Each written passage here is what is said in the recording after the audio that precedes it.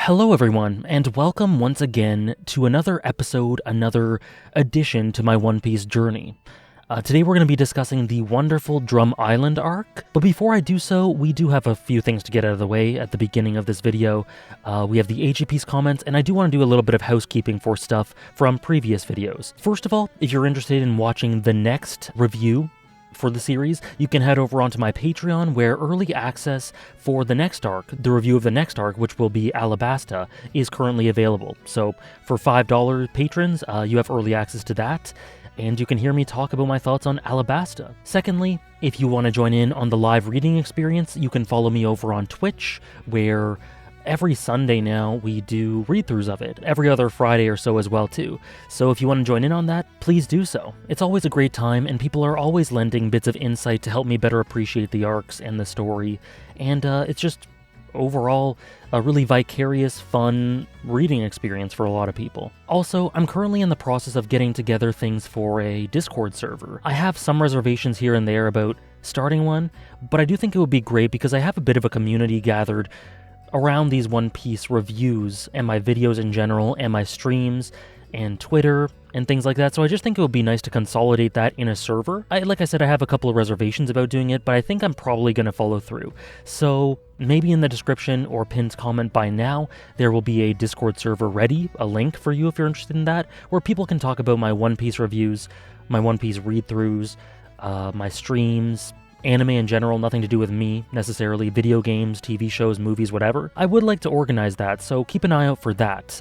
It might be in the description and pinned comment already by the time this comes out. Next, I just want to clarify a few things. I did misspeak or make a couple of mistakes in my Logtown video that people have then corrected me about, so just to address those. Firstly, this is a bit of a clarification. Some people were concerned that I would take the bounties at face value as power scaling because I mentioned that some people had mentioned to me that they're an indirect form of power scaling. Don't worry about that. Don't take that too literally. I was not saying that I'm going to power scale using these bounties.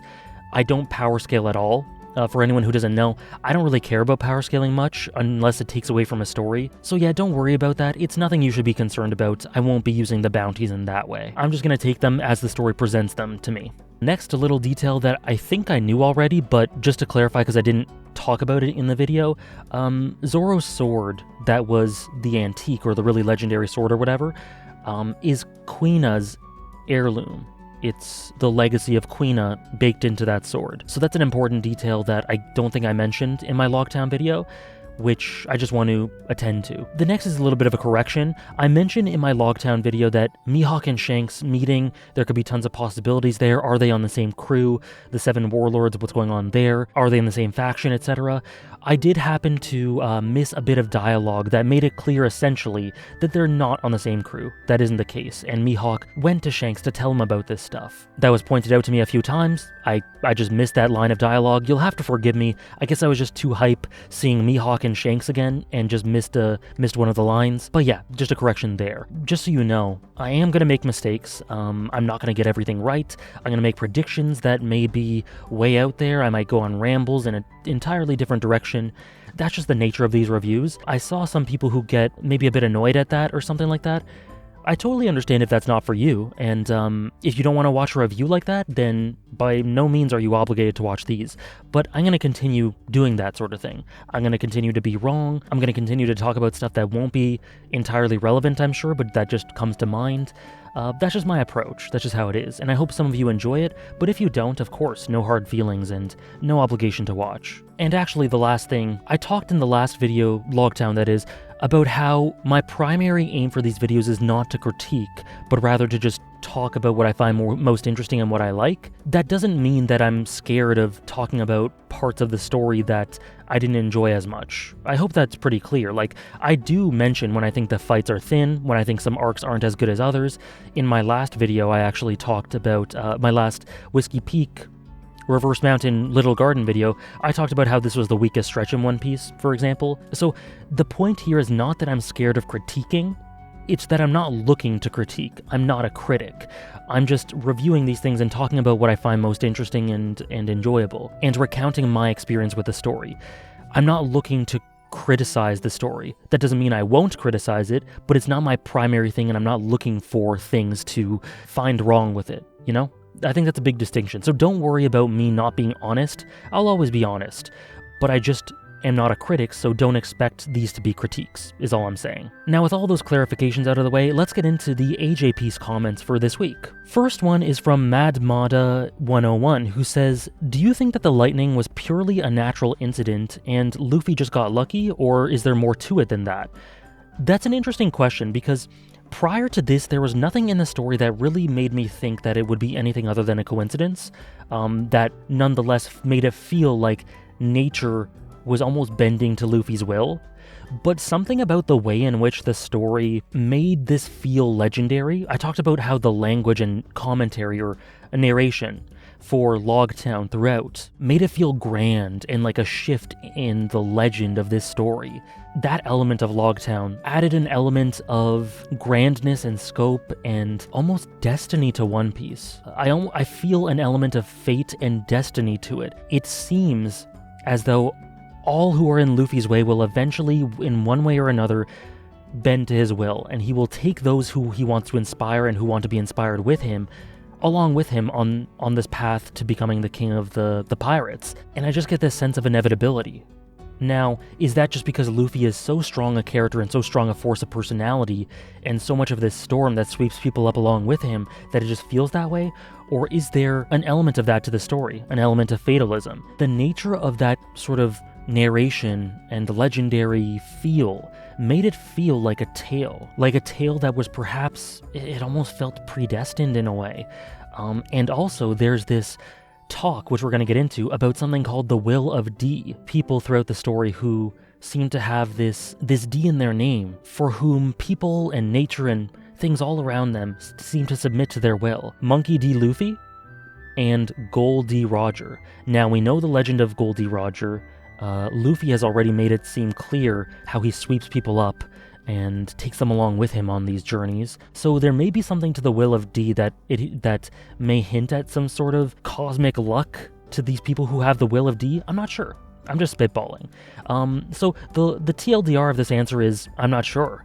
But there's evidence for it being just completely normal, and there are little hints that make me think that maybe there's more to it than luck. Asriel says, "I've been absolutely loving your analyses thus far, but what I'm really excited for is for you to get to more of the transitionary arcs, similar to Logtown." Oda begins using information as a weapon in these smaller arcs, introducing dozens of characters and ideas and themes right in front of your eyes that you won't realize until much further down the line.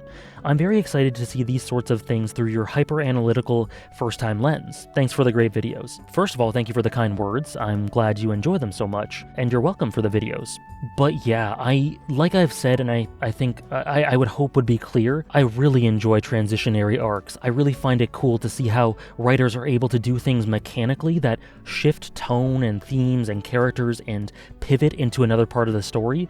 I just get a kick out of seeing them set things up like that, as I hope was pretty clear from what I've said about some of the shorter arcs, and I'm definitely really looking forward to seeing more of that. I hope that Oda has quite a few shorter transitionary arcs that nonetheless will be very meaningful in and of themselves.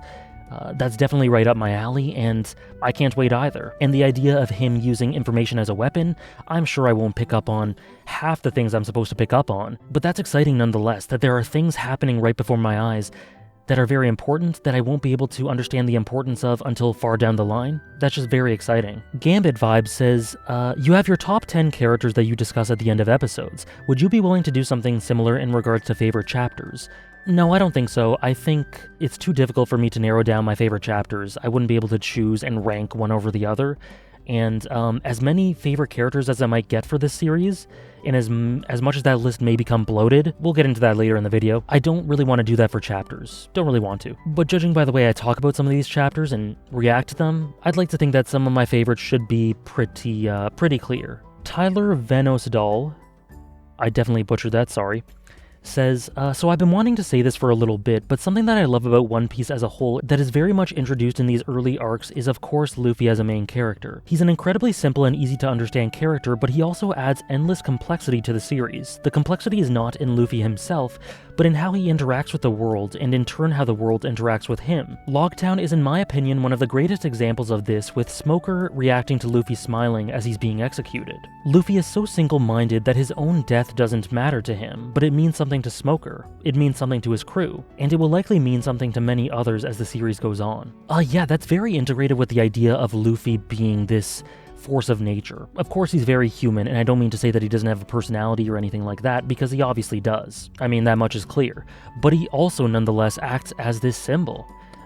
This symbol that, like I said, people get swept up with, and people just can't help but follow. And a personality like that, not everyone's going to want to follow that, and that causes lots of reactions and offshoots and effects on the world around him, on the people around him, that may not necessarily even be part of his crew. The way I view it is like a domino effect. His will to get to this goal affects all those around him and has long-reaching ramifications that just sprawl and lead to all these different outcomes that you may not have been able to predict, and it's like chaos theory. You know, one pool ball hits another and leads off into another and leads to another impact, and that's how I view Luffy. I view him as the billiards ball that sets off all these other reactions, and that feels very integrative with the idea of this being a story, a legend of this man who changes everything.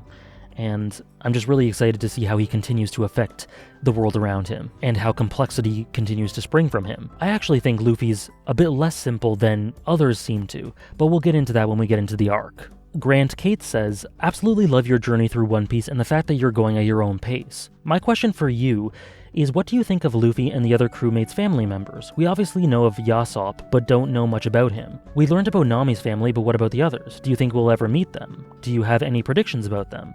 Just want your overall thoughts and guesses, as I was thinking about this when I was at this point in the series for the first time. Sorry for the boring answer, but to be honest, yeah, outside of Yasop, I haven't been theory crafting much at all about the families. Something I take away from this series is that bonds are stronger than blood. You know, blood can be an amazing bond, but it doesn't necessarily equate to being stronger than a bond formed through kinship, connection, just being there for one another, just becoming friends organically, things like that. It's that found family idea, right? So I haven't been fixated too much on the family members of the crew because, in my opinion, they already have their own family. They've already bonded and become a family, and they will continue to bond. So I can't say I've really been thinking too much of their blood relatives. Now, would it be interesting to see some of their blood relatives? Absolutely. I think that would keep things variable and fresh and enrich things. And I definitely want to know more about Yasop.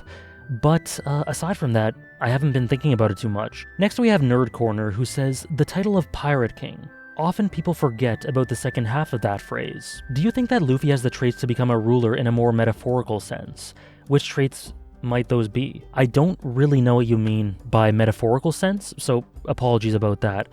But I think what the question may be getting at is, do you think that he will be able to establish himself as a king, as a ruler of people who are not chasing after something?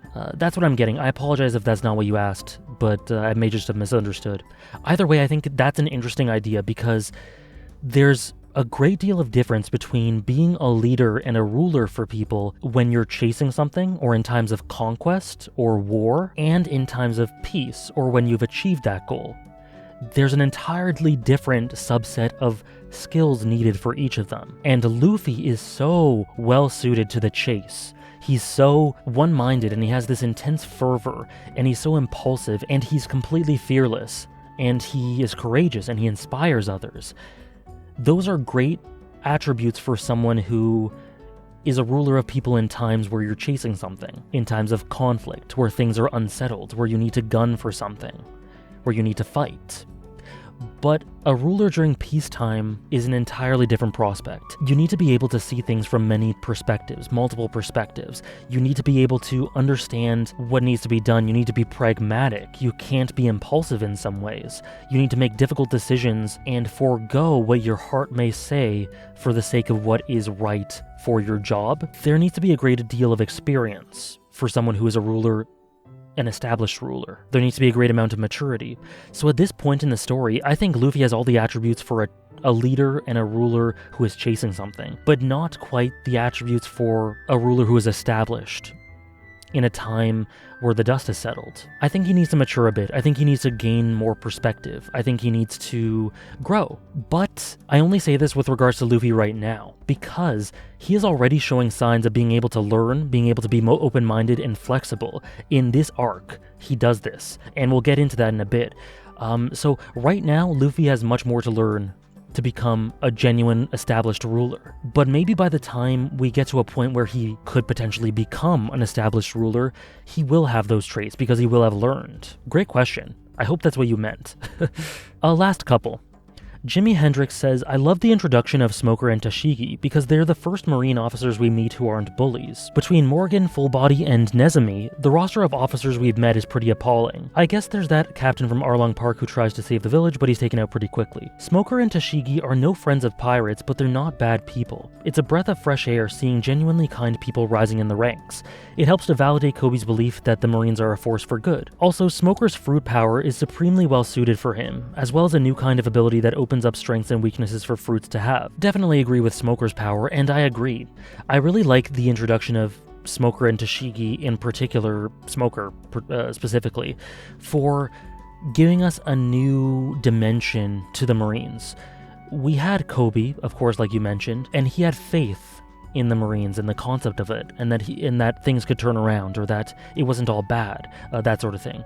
And I like that that's validated here, because it's really not realistic for all members of a certain faction that's antagonistic to be evil people or really bad people. In a series as epic and sprawling as this, as large scale, you need realism and you need balance of perspective as well on multiple sides. And Smoker and Tashigi help to achieve that.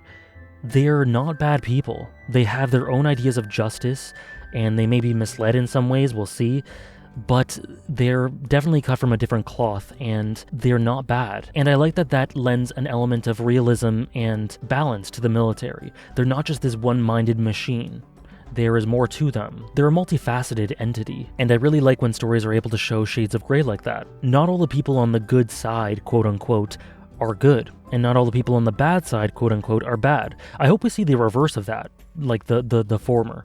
But I like that we're starting to explore that with Smoker and Tashigi. And the last one is from Krish Bora, who says, personally I find Usopp and Sanji to be examples of some of the most unique and well-executed ways of approaching character writing.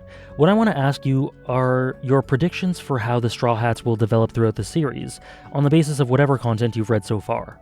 I don't tend to be one to predict a ton of things rather than just speculate, really. I don't really have any predictions, aside from the fact that I do think that Usopp's will be a more abstract coming of age with highs and lows and regressions and progressions, very non-linear, very organic, just due to the nature of his dream. I assume that his will be one of the most soulful, if not the most soulful character arcs, and I hope it will be, because I think it has all the potential for that. Arguably the most human character arc. So I do kind of predict that for Usopp. Outside of that, I hope that we see Luffy in different sorts of scenarios, so that he's able to continue to mature and grow and learn different perspectives in different ways. I hope that for all the crew, but specifically Luffy, I hope he's able to apply himself in different scenarios that cause him or force him to learn and adapt, because I would love to see him grow in that way. You know, I love Luffy so far, he's great, but I want him to be a dynamic character, one that continues to be flexible and adaptable and take in new ideas or techniques or powers or themes. I want him to not just affect the story, I want the story to affect him. That would be really cool, and that's already starting. You know, Luffy's character is not lacking in any way, but I would just be really excited if that's the direction that things went with him. And it's already starting, like I said.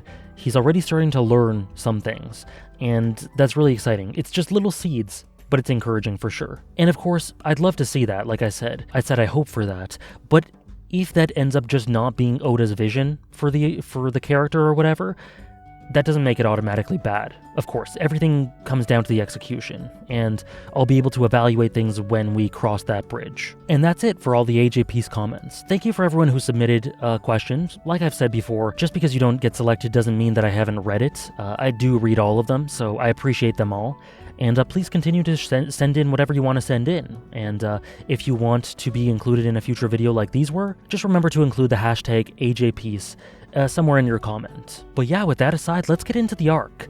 Drum Island. Now, there are all sorts of themes all over the place with this one. To get things out of the way, this was maybe my favorite arc so far. Definitely top 2.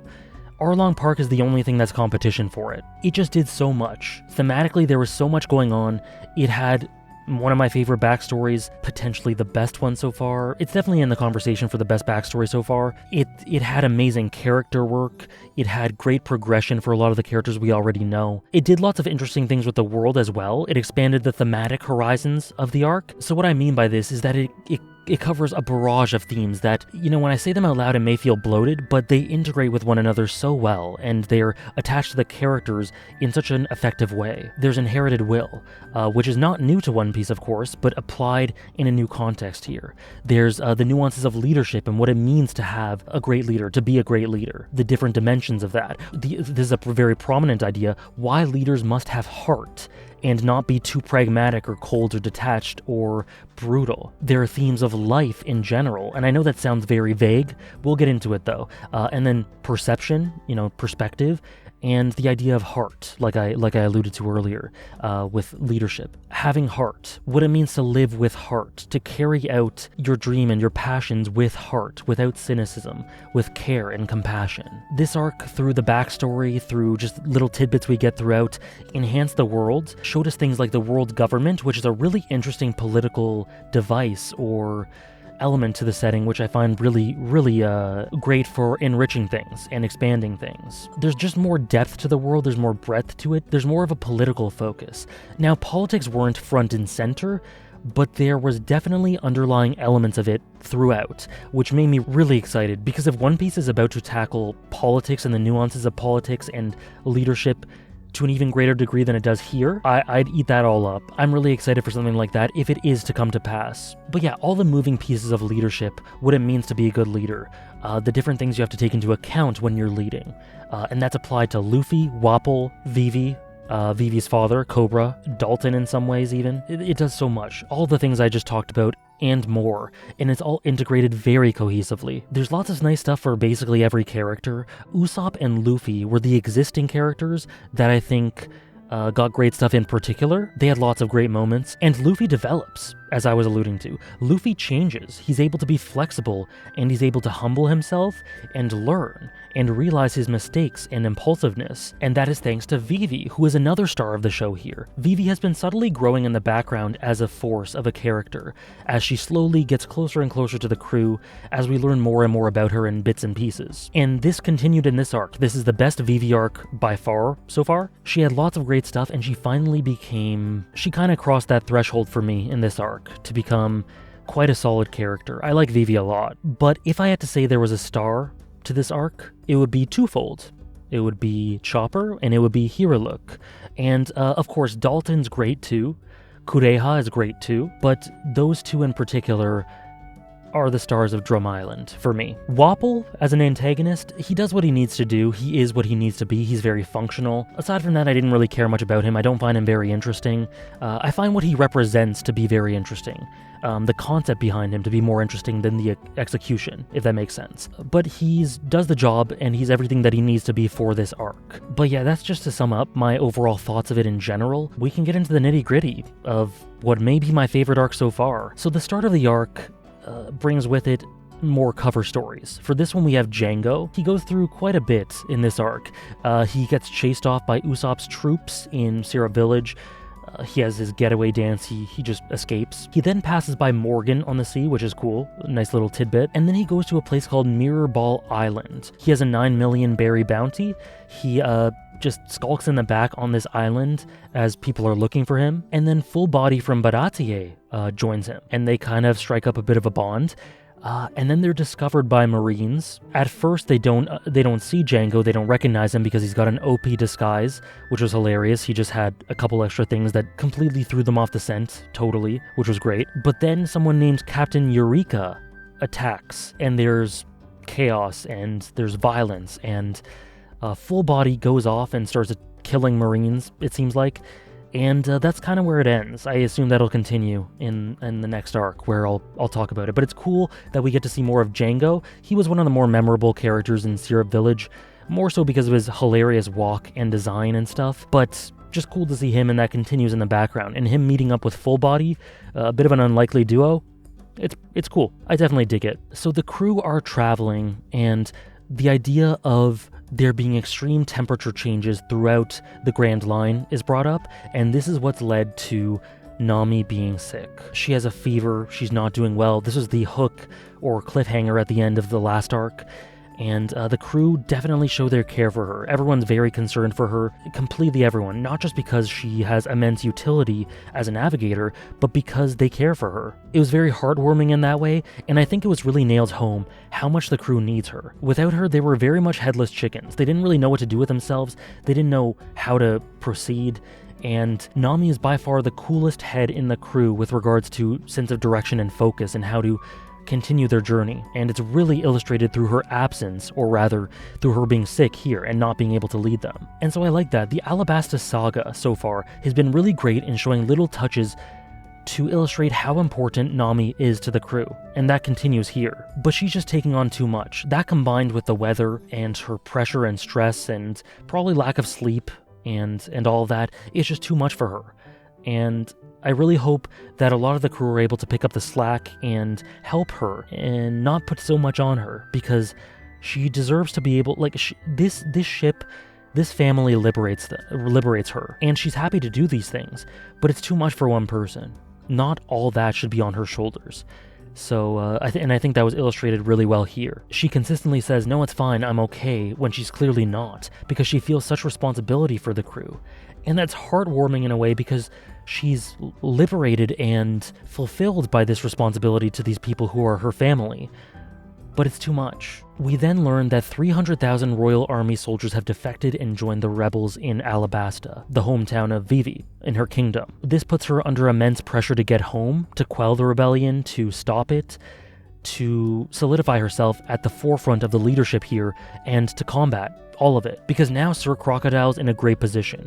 He's got 700,000 soldiers. Because of this defection, 700,000 rebel soldiers versus 300,000 traditionalists, whatever you would call it, royalists, people who are dedicated to the leadership in Alabasta, to Vivi. And so she needs to step up. She just has to. But before this, Vivi decides that they must help Nami. They must get help for Nami at a nearby island, they must heal her first, and then go to Alabasta. So what's interesting here is, it was established that Igaram told Vivi, that is, that you must do whatever you can to make sure that you get to Alabasta. You must betray people, you must be cynical, be pragmatic, be cold and ruthless and detached and brutal.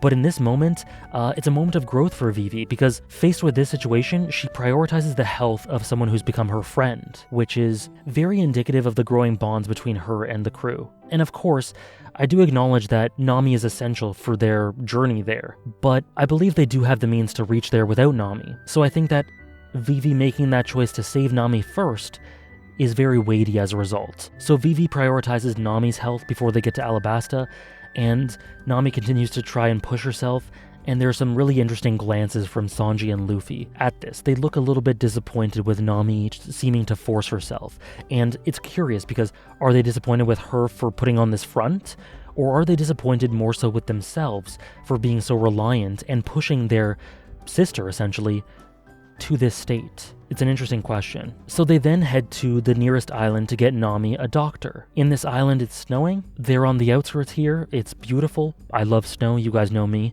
But they come up against someone named Wapol. They're interrupted by this person before they're able to lay anchor. Wapol of Tin. Wapol is captain of the Tin Tyrant Pirates.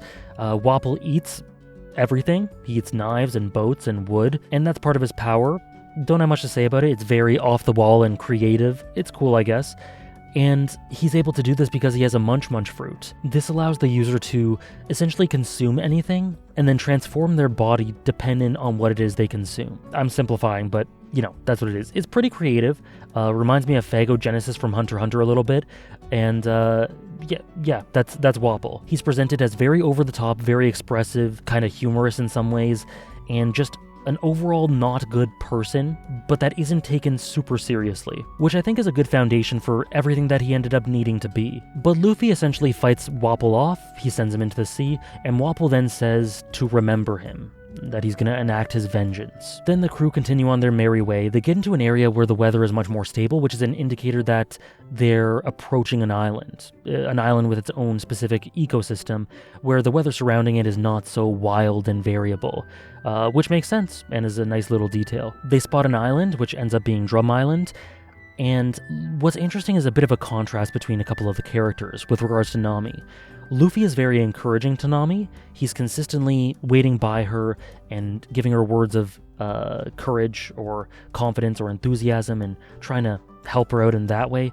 Sanji's a lot more quiet. He seems to be quite upset by this, and he seems to want to do whatever he can to get Nami to help more than anything. He is sparing no resources on anything else, and he just seems to be focused on this, which was really nice because Sanji, he's doing his simp stuff quite a lot throughout the last few arcs towards Nami. And regardless of that simping, he always cared for her. And this really shows the amount and strength of that care in a really kind of wholesome and touching way. He's very determined to help her. They make their way into Drum Island. There's a distinct beauty in the illustrations. The island has a great amount of verticality to it in the mountains and the snow, and it just looks wonderful. There's a depth to this place, and there are layers, and it feels rich and fully realized. And I've been asked a couple of times about if I think that Oda's art style has changed much since the beginning. And it's a very gradual process going chapter to chapter with One Piece. So maybe if I were to read one here and then go back and read chapter 1 again, I'd notice a huge difference. But personally, there hasn't been anything huge that I've noticed that's changed. But one thing that I can say is that Oda's gotten very, very good at this point at spreads and sort of the grander drawings, the scaled drawings, showing the scale of places and the detail in the islands. Like, for example, Little Garden was shown beautifully. It was illustrated beautifully, and you could immediately see the richness and depth to this island. The same is true with Drum Island as well, and I think that's something that Oda has gotten a bit better at as time has gone on. Hopefully it continues. But yeah, just the amount of detail and depth and believability imbued into these locations, I think has improved in quality. As they make their way into Drum Island, they're stopped. They're stopped by someone while they're trying to get a doctor, and they're fired at, which immediately tells you that the populace here are very tense. They're very on edge. They are wary of outsiders for some reason, for reasons we'll come to understand later, and particularly they're wary of pirates. So it makes sense why they shoot first and ask questions later to an extent. But at the same time, you can also understand why the crew take exception to that. So Sanji's very upset at that. He kind of shields Vivi a little bit or stops her from charging in, but eventually Vivi is actually hurt by this onslaught. And in seeing all of this, Luffy tries to charge forward, doing the classic Luffy thing. Head of steam, impulsiveness, trying to charge forward and fight his way out of this. But that's stupid in this case. That does not help them at all. They need to save Nami. That's what they're here for. They need a doctor. They need to be passive here. They cannot anger these people. They cannot fight their way out of it when they need their help to save their friend. And what I love here is that Vivi completely criticizes Luffy for doing this. She prostrates herself and says that Luffy is a failure, that he has failed here by not being able to see what the goal is. He's lost sight of the goal because of his impulsiveness. Because of his actions here, Nami was put at further risk, and the goal is to help Nami. That's what they're doing here. And Luffy cannot see that because he puts his impulsiveness and his hot-headed fury at the forefront too often. Sometimes you need a cool head in some situations, like this one. And Luffy didn't have it, and Vivi did, and she criticizes him. You're supposed to be the leader of these people, and yet you do this? This is unacceptable, especially when the life of someone is in your hands, like Nami's. And she says all this while she's hurt and wounded by the onslaught. And the best thing about this is that Luffy just says, "You're right. Forgive me. I was wrong. I was too impulsive, I was being stupid, I was being tunnel-visioned, and I was wrong, and you were right." And this is the first time in a long time, it feels like, that he's learned to adjust the way he tackles things due to the help of someone else. It feels like a big moment. It feels like a point in the story that may be a turning point, where Luffy realizes that his way of thinking isn't always the right way of thinking for the specific context, for the situation at hand. And Vivi telling this to him and being able to illuminate this for him is huge. To me, it's the best Vivi moment so far up until this point. And it also clarifies some things about Vivi and her wisdom and how she realizes that you must be flexible and subservient even in some ways to get what you want, to get what you need to be multidimensional as a leader. You need to be willing to be adaptable and flexible. You need to be able to understand where you might be wrong and see other perspectives. And prior to this, Luffy was not really doing that. But through this example, he sees that she's right. To help Nami, he needs to approach things differently. He needs to hold himself back. And that's huge. People have told me that Luffy doesn't develop throughout the series, but he develops here. Right here, he progresses as a character. So it strikes me as a bit odd when people tell me that he's a static character.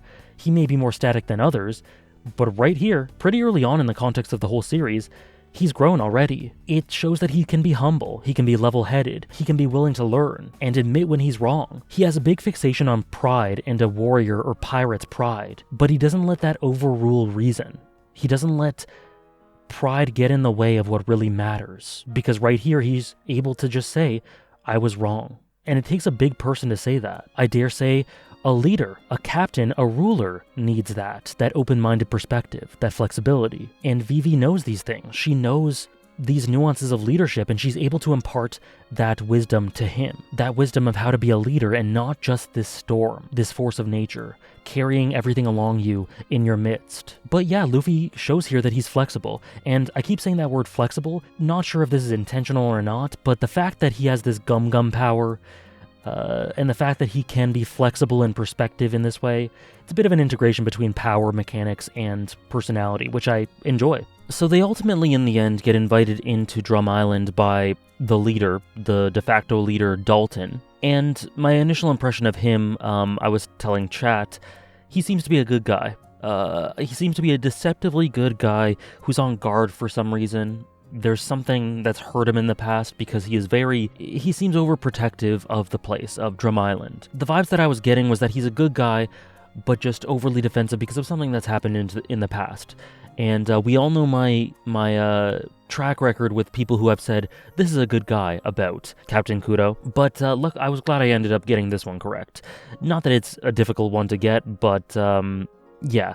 So Dalton's a great character. But it was a good introduction here. It was a nice introduction into both him as a character and the idea of what's happened in the past to Drum Island. It's also introduced that the only doctor here in Drum Island is a witch, so they need to get Nami to this witch. Drum Island is described as a nameless country, as a country with no real identity in terms of a name, which is interesting and a precursor to things we'll learn about later on about what's happened there. So they eventually make it to Bighorn Village, but before that we have Zoro guarding the ship essentially with Karu, and there's some cute little interactions between them. I like them as a little duo even if it was just for this arc. And he continues to train, so again alluding to the idea that he feels he needs to be better.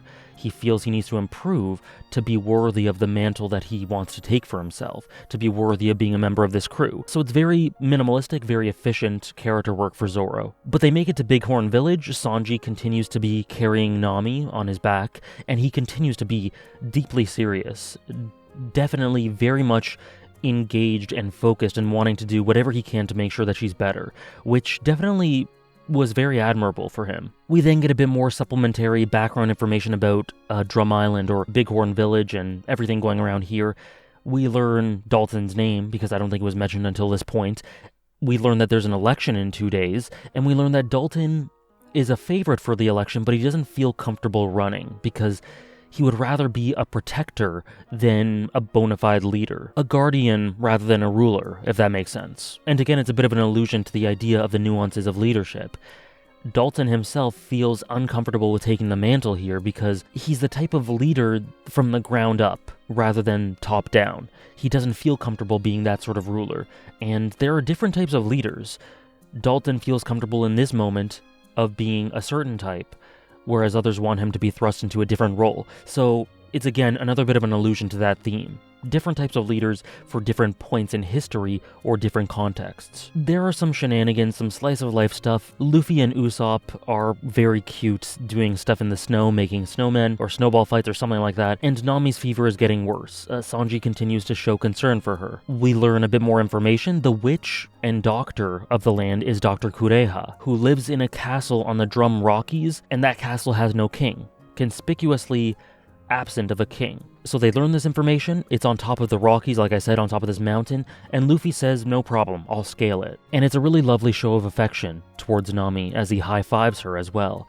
Just, again, nailing home their bonds, and Sanji decides to take the hike with them to protect Nami, to no one's real surprise given how he's acted so far, and so these three, they take the hike. Then we get a little bit more information filled in, where Dalton talks to the remaining members, Vivi, Usopp, and he talks about how there used to be doctors in Bighorn or Drum Island in general, but they all left. They all left because they were defeated by pirates and driven out. And a notable name among those pirates is Blackbeard. Someone named Blackbeard among those pirates drove out the people of Drum Island, or the doctors of Drum Island. They drove out the king, who was a bad king, who ended up being Wapol. It's a reveal that Wapol was royalty here. He was the king, and he got driven out by these pirates, including Blackbeard, along with the doctors. We get a beautiful little cover story as well, in amidst the Django cover stories, of Kaya in Syrup Village. She's now in good health, and she's now a doctor's assistant, and she's walking throughout Syrup Village and being protected by Usopp's crew, and it's adorable and lovely, and it's just great to see Kaya in great health and moving around and contributing to lives, being a doctor's assistant. Then we go back with the crew and we have Vivi's reaction to the idea of Wapol being driven out by pirates. Vivi is furious at the sheer concept of a king abandoning his people, abandoning his kingdom, because of this threat of pirates. And we've come to expect that from Vivi. She's very courageous in a lot of ways. She's very idealistic. She wants to stand by her people. And this is all additive to that. She is very much established as someone who would never abandon her people in the way that Wapol did. So it's a nice indirect characterization for her through her reaction to this. In response to all of this, Dalton basically agrees that Wapol is a piece of shit and just goes, we're doing our best to evade him. We want to evade his rule, we want to evade him in any way possible, and we just want to build a peaceful nation here, just us, with no need for a king like that. And so the idea comes up of the concept of having a place like this, building it from the ground up without a leader. Is it possible? Can that work? Regardless, it's proposed here by Dalton and viewed as quite a substantial alternative to what they had before, which was pretty much portrayed as hellish. Wapol was god-awful. And so from here we get some interspersed montage-ish bits where we have Luffy and Sanji and Nami working their way towards the mountain and up the mountain and avoiding all of these lapins, these man-eating rabbits. We also have a scene where we see that Wapol has found Drum Island. He's found the place, he's returned to the place that he was king, and he wants to once again reclaim his throne. And then at the same time, we go to the town of Cocoweed, where Dr. Kureha is introduced properly. And she is this older woman. I forget exactly how old she was. Over 100, maybe. Maybe I'm remembering something wrong. Either way, she's quite old, and Kureha's loving reindeer chopper. And we get a little bit of a case study where Kureha applies her skills to a patient, a boy. She's very blunt. She's very upfront about the fact that money is important, asks for a lot of money, but does the job very effective. And what seems to be guaranteed with Kureha is that you'll get a job well done. You know, maybe she won't be the most polite, maybe your wallet will be a hell of a lot lighter by the time she's done, but you can expect health. But in the meantime, Luffy, Sanji, and Nami, who are traveling to the castle, encounter some big lapins, while the rest of the crew, Dalton, Usopp, Vivi, they're all rushing to get to the doctor. Wapol weighs anchor, and it's very clear that he's not well liked, not even by his men. He says something very specific, which is that, "Are you still upset because I killed your brothers?" to Robson, this hippo creature that serves under him. A lot of his crewmates seem to not be big fans of him at all, and the people in Drum Island despise him. He is just overall not very charismatic, not liked by many people, but he is powerful, he is effective, he gets the job done. There may have been an aspect of nepotism to the way he got into the job, but he is effective in doing what he wants to do. But the key here is that he rules through force, and power is his optimal objective, not heart. He's cruel, he's dismissive of everyone else's heart and connections, and that makes him antithetical to a lot of what this arc is trying to say, as we'll see in a bit. Meanwhile, though, Luffy, Sanji, and Nami are being attacked by these lapins, these man-eating bunnies, rabbits, and what's key is that Luffy is taking the advice that Vivi gave him into consideration. He's holding back because he's got Nami on his back, And if he fights like his instincts tell him to, Nami will just get hurt. Sanji essentially tells him this: Nami's gonna get hurt if you fight, you need to hold back. And so he's applying here, holding himself back against every fiber in his body wants to fight, but for the sake of his friend, for the sake of his family, he cannot do it. And so it shows, again, that adaptability and flexibility, and the way that Luffy is able to rethink the things he does and alter things for the sake of what his goal is or where his heart lies. It's difficult for him to restrain himself in this way, and he's out of his comfort zone. Luffy fighting is his natural state in a situation like this, but here he has to hold back for Nami's sake. But as much as it is difficult for him to restrain himself to fight, it's still, I get the feeling that it's still an easy decision if he takes everything into consideration and understands the negatives of if he does fight. So while it's difficult, while it manifests in him, in it being really difficult for him, I really think that there was only ever one choice. So Wapol properly invades, and then we get some insight from Dalton about Wapol, who says that him and Wapol are guilty of the same sin. Nice little hook to want you to know more about Dalton and Wapol and what went on in the past, because clearly there was a backstory cooking here in the background for quite a while. And what he says is that he doesn't want to stop Wapol because of justice, but because of some other reason. Now, the thing that I immediately thought was that this other thing, outside of justice, would be related to his idea of this perfect world or this peaceful nation, and that defeating him would restore peace in this way. So that's the first thing I thought, and ended up being kind of true. There are a lot of moving pieces and elements and variables to what he was talking about here, but that is kind of a part of it. And also what's so funny is that throughout this scene, he's saying these things, and I was so focused on the dialogue that I didn't really realize that Dalton, in the midst of this, going to combat Wapol, he had turned into a bison. He had transformed himself into a bison. And I was just reading, I was so engrossed in the words, I was just reading them, that I didn't even realize that he had transformed. But yeah, Dalton can turn into a bison. And in the midst of this, everyone in the village is gearing up to combat Wapol. They are all ready to defend what they need to defend. I know I'm a broken record, but to defend their treasure, to defend their dream, to defend all that they value in life. They can't have it taken away from them seemingly again. That's what they're doing here. They're all ready to fight. They're all ready to rally around Dalton and combat Wapol, to fight for their peace. There's a few parallels with Arlong Park in here, with the citizens and their desire to fight back from this force that continues to threaten to take their peace from them in differing ways. Wapol says something interesting, and that is that Kureha is in some way a traitor to Wapol. Again, another little hook about this backstory and what went on there. We have Dalton's side of it, as they're both guilty of the same sin and he wants to stop him for some reason. We also now see that Kureha was involved in some way. And something I really liked about Drum Island is that I keep talking about how we get more and more details about the backstory here, about the setting and how things have come to be this way. And it's really a drip feed of little details that slowly fill things in and give you enough context to understand where all these characters are coming from and what they've experienced up until now.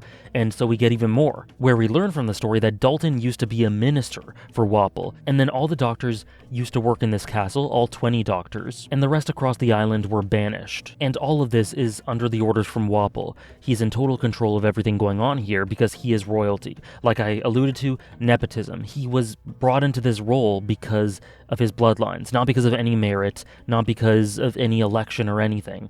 He was just born into it. He was the son of a former king, and Dalton was indebted to that former king. So in a way, that's why he was his minister, because of his indebtedness to his father. It's also revealed to us that Dalton has the ox fruit, which is the fruit of the Zone family. Not sure if that's just a name for a name's sake to give some specificity to this, or if there will be future fruits of the Zone family. Not sure, but either way, I thought it important to note that down. So the ox fruit of the Zone family. But it's here where I really began to get the idea of this theme of leadership. We have all these different types of leadership, like I alluded to, Luffy, Vivi, Dalton in a way, Wapol in a way. There are different types of leaders all over the place, and there are different types of nuances for where and when a leader is effective, where and when a certain type of leadership will work, a certain type wouldn't work. In peacetime, during war, when a country is destabilized, when a country is totally stabilized, and everything in between. The need for a leader. Is it necessary? Is the absence of a leader a good thing? in the case of Wapol, it's very overtly hinted at that it could be a very good thing. Or will their absence leave a black hole in the case of Vivi and Alabasta, as that's been hinted at? No overall point or message as much as this theme just being an exploration of leaderships and the different types of leaders and what makes a good one. If there is a point to this, I would say it would be what makes a leader good. And, that is very individualized to all sorts of different cases and contexts. But I do think that there's one thing that is essential for a leader to make them a good leader. And we'll get to that in a bit, but it's all very integrative, and I love that the nuances of leadership and what it means to be this sort of leader and ruler is tackled here. And that's very important. The fight ensues between Wapol and the townsfolk and the citizens in Dalton. Dalton hurts himself trying to protect the townsfolk, and Wapol essentially says that they are his weakness. And what he says here, his heart is his weakness. His compassion and ability to care, because him caring for them is what caused him to be injured here. Again, Wapol is totally antithetical to the idea of a leader's having a heart, and that's a huge reason as to why he's so functional and works so well, antithetically to one of the themes of this arc. I guess I've just given it away. A leader must have heart. A leader must have heart, and heart can be applied in lots of ways. Compassion for your people, compassion for your country or kingdom, just your heart being in the right place and having the proper intent. Heart in some way is necessary for a leader. Luffy has a heart. He cares for others. He cares for his dream. He cares for the goodness in people. And that's why so many people band around him. That's part of why, at least. Vivi has a heart. She clearly cares for her people. She wants to do what she can to stabilize things and save her kingdom. And Vivi's deeply intelligent as well. And you add that to the fact that she's very heartfelt, and she has the makings, at least, of a great leader. Dalton, he very much has a heart, and he's portrayed here to be weak and dumb because of it, but the commonality between all three of these people is that they have people that band around them and want to follow them, primarily, in large part, due to their heart. And Wapol has nothing but hatred and people who follow him not because of affection or genuine loyalty, but because of fear. And that's not a true leader. That's a dictator. And then in the midst of this, an avalanche is started by the Lapins, which is very bad news for our heroes on the way to the mountain. Little side note, the 137 cover, the cover for the chapter 137, has an illustration of Zoro, and a nice little detail is that he has a scar on his leg from when he was cutting it during Little Garden. So just nice attention to detail there. But in the midst of these blizzards, in these horrible conditions, surrounded by these man-eating rabbits, Luffy asks Sanji what he should do. He asks Sanji for advice. What do we do here? And there's just huge emphasis on we just need to make sure that Nami is okay. And Luffy sees Sanji as an authority in that subject, which I love. There are so many times throughout the series, I just talked about it in the last arc, where crew members look to Luffy for advice. Like Usopp in Little Garden, he looked to Luffy to be encouraged, to have bravery, and Luffy gave it to him. Here, Luffy is able to lean on his friends, on Sanji here in this case, for what to do. What do I do here? We just need to save Nami, and I can't do this on my own. And it alludes back all the way to Arlong Park, where Luffy said, by myself, I'm really not much. It's my friends that who allow me to lean on them that give me my strength. And it's again quite beautiful here, because he's out of his depth and he needs help, and so he leans on Sanji. And there's nothing wrong with that. That's what family is for. Essentially what happens in a really epic scene for Sanji is he sacrifices himself in the midst of all this to save Nami and Luffy. And it's very consistent here with Sanji's character.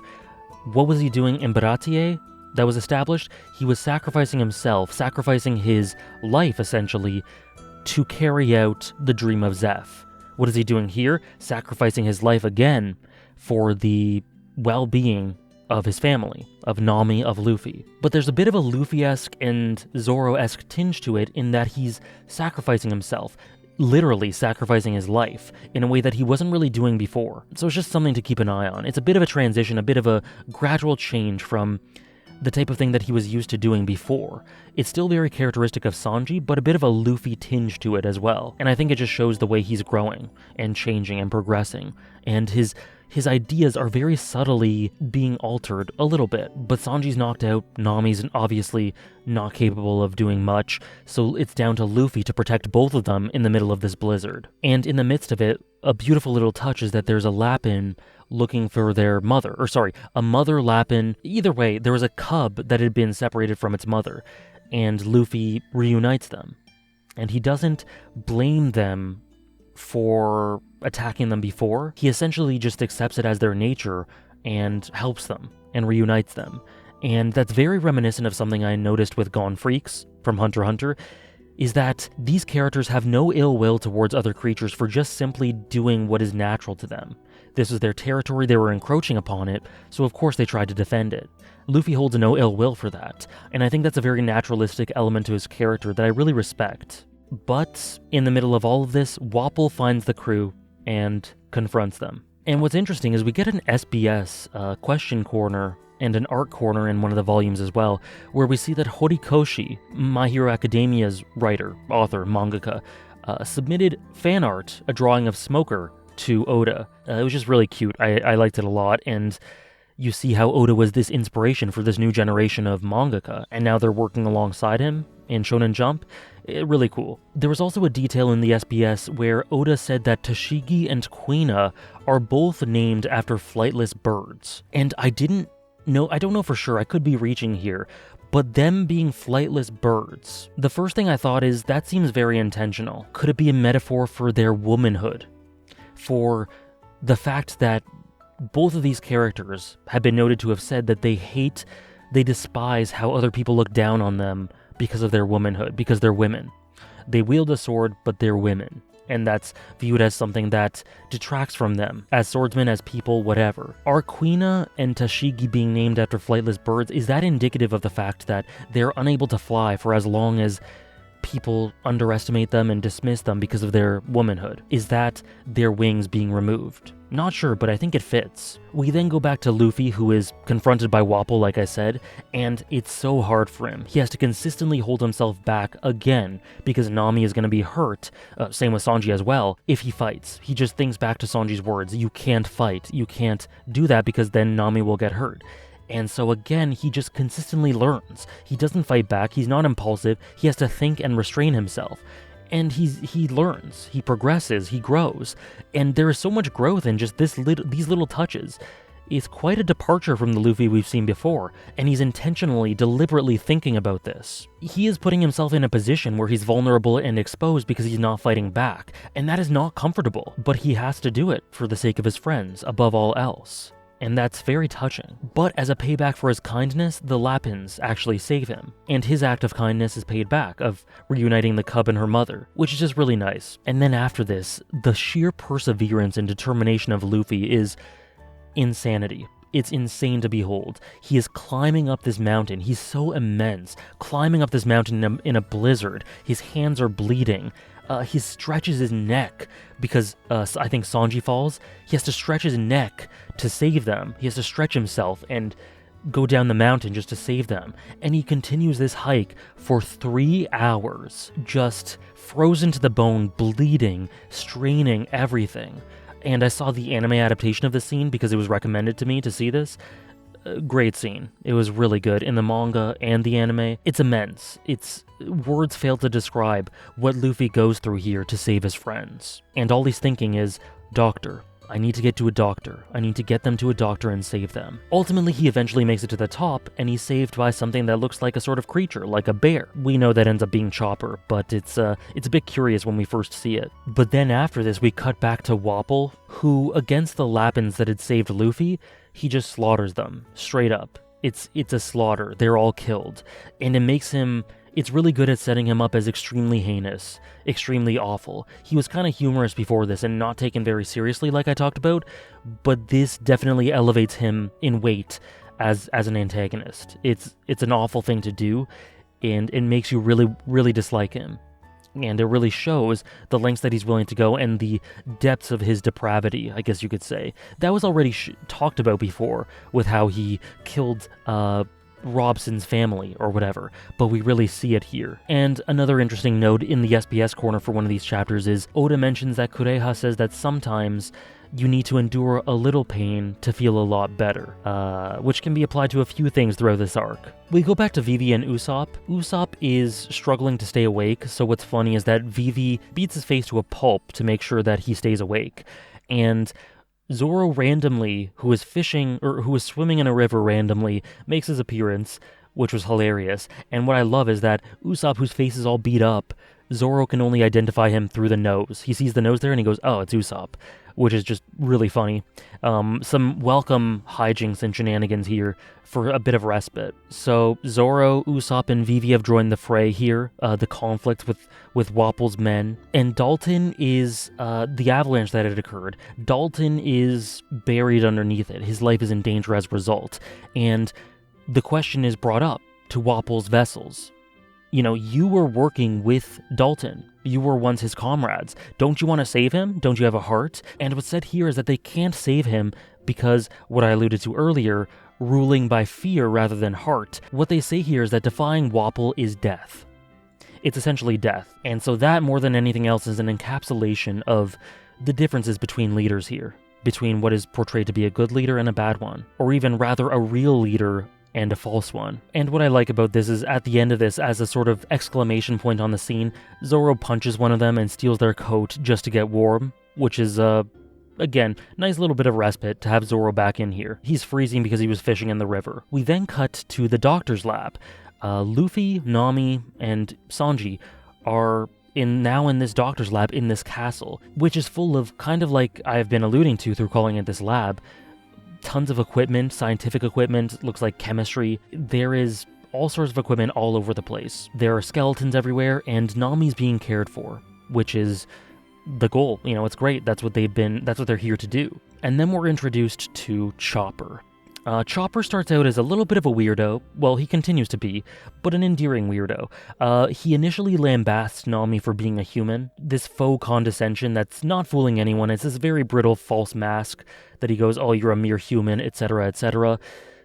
It's a little bit cute how easy it is to tell, how easy it is to see through that. Kureha then tells Nami that she's safe, the other two are safe. Nami is deeply relieved. And what happened was Nami was infected by a tick on Little Garden. This was the cause of her disease, according to Kureha, or her fever. And the tick is called a Keshia. If untreated, Nami would have died in 2 more days. It's a 5-day thing, 3 days had passed, so 2 more days and Nami would have died. And that really illustrates that Vivi made the proper choice here. By choosing to go to Drum Island here, she saved Nami's life. Nami would be dead if they went to Alabasta regardless.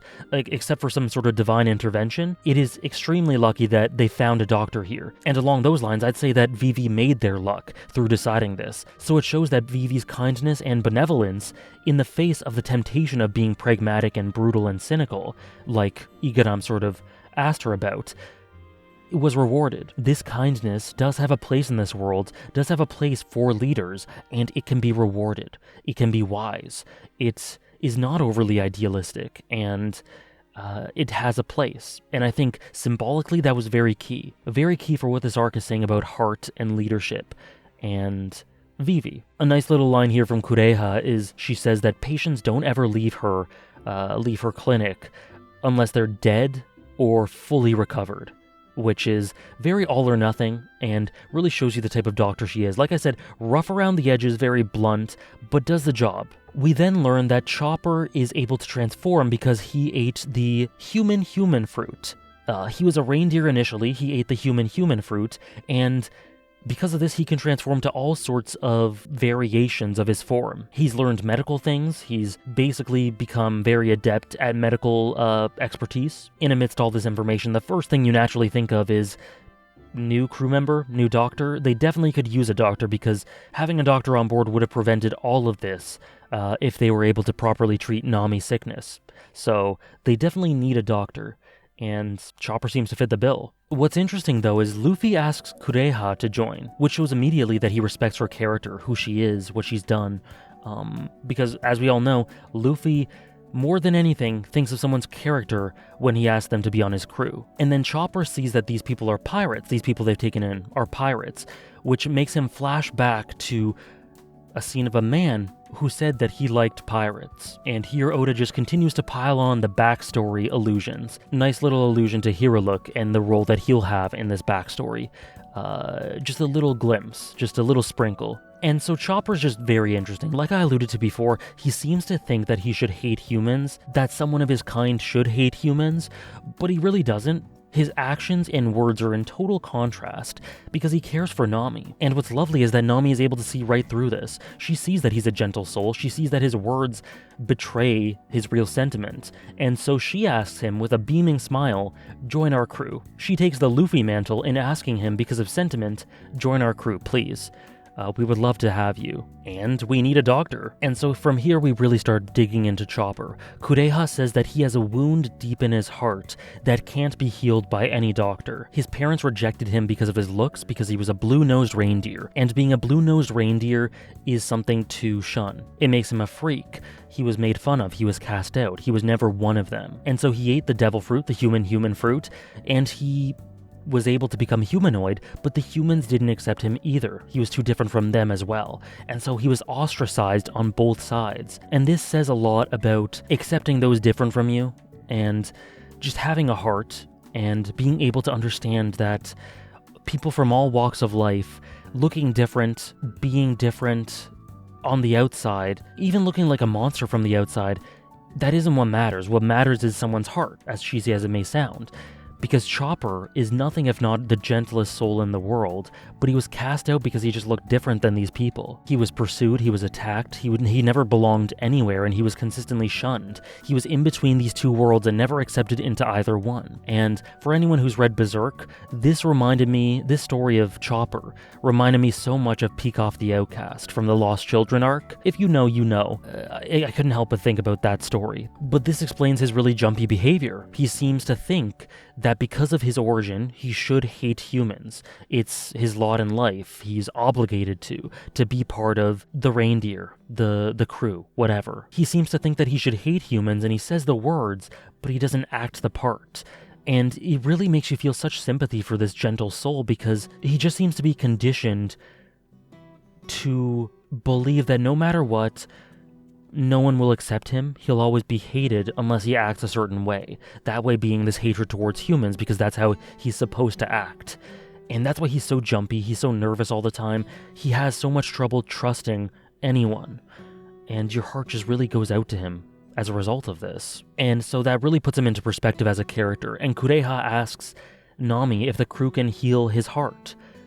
And I answered that myself. I said yes. This crew, more than anything, is full of people who will see him for him, value him for all that he is, for the heartfelt person he is, for the compassion he has, and not judge him for what he looks like or what he is, and just accept him as a friend, as family. He's always been alone, with one special exception, and with Kureha being an exception. It's immensely admirable for Kureha to take him in. But nonetheless, Kureha is not able to solve this wound in his heart. So it's very heartfelt, but it isn't enough to clear that hurdle. Then we go elsewhere within this giant castle. Luffy and Sanji are exploring. It's very cold, so they want to close the door.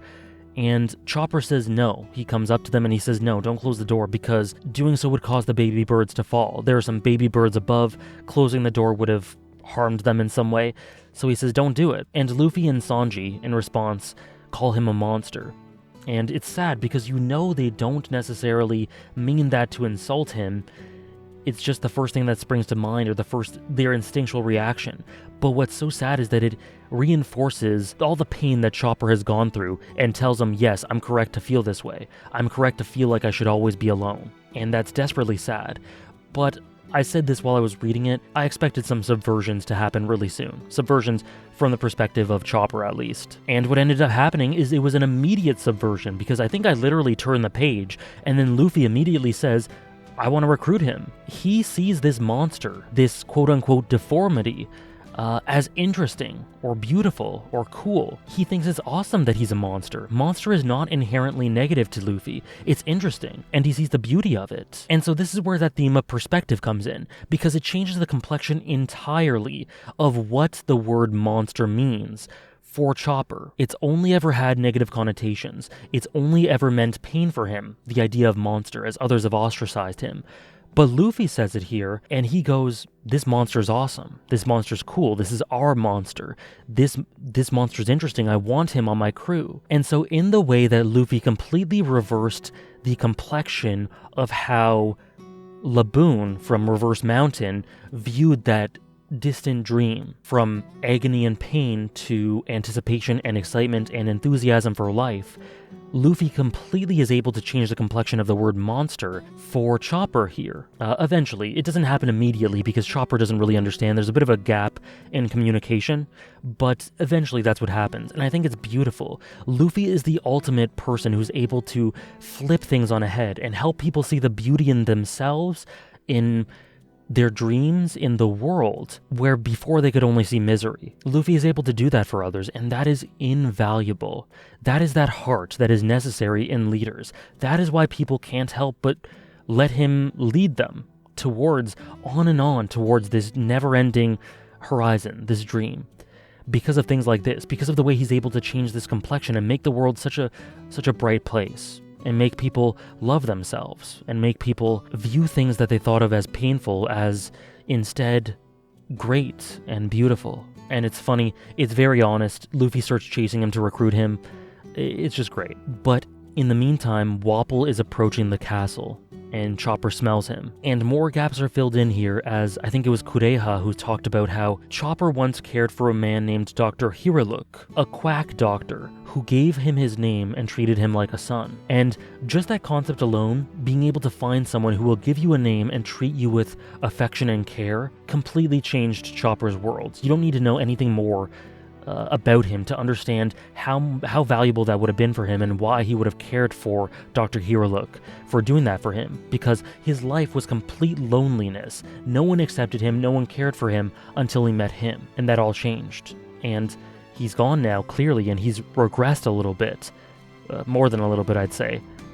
But for that period, that time with Hiraluk, Dr. Hiraluk was invaluable. And it just clicks, this is the flashback dude who likes pirates. Back in town, Zoro defeats Wapol's minions, and they try to get to Dalton. The townsfolk try to get to Dalton, Back at the castle, Dr. Kureha is talking about how Wapol has come to reclaim his throne. As he says, we all know this.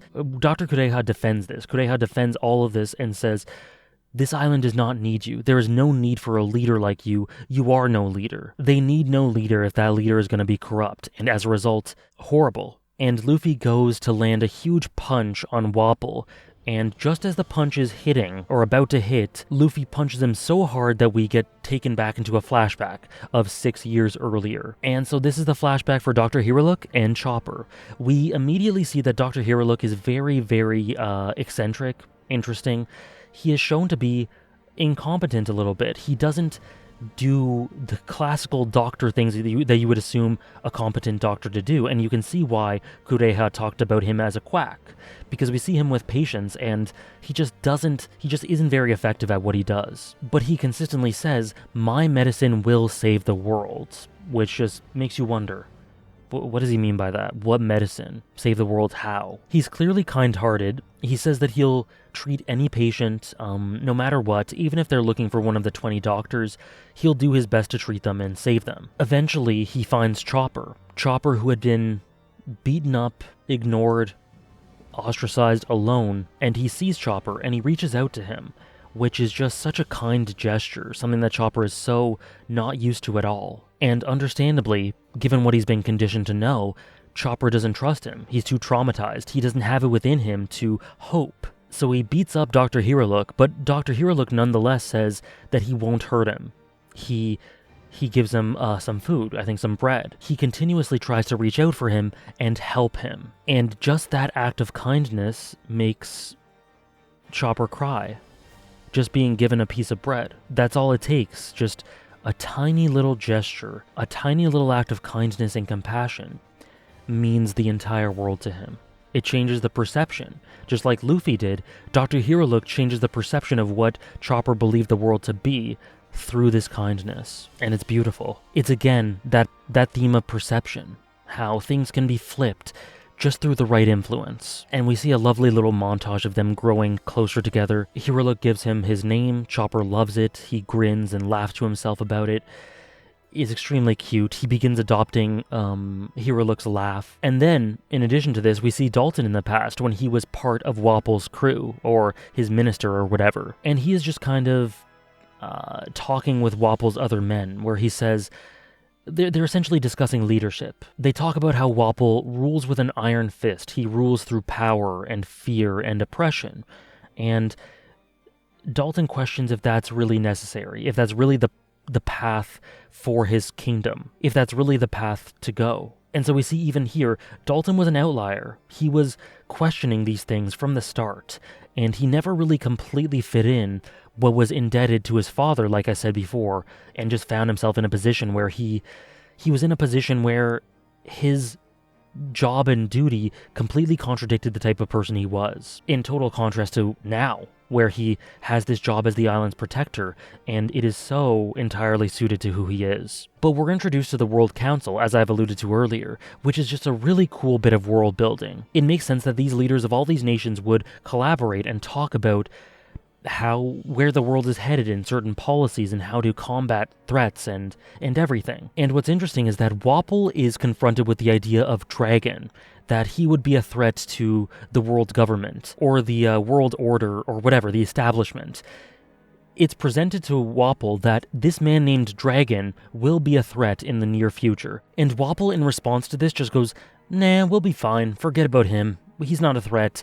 He doesn't take him seriously." And that's a great way of illustrating just how incompetent Wapol is.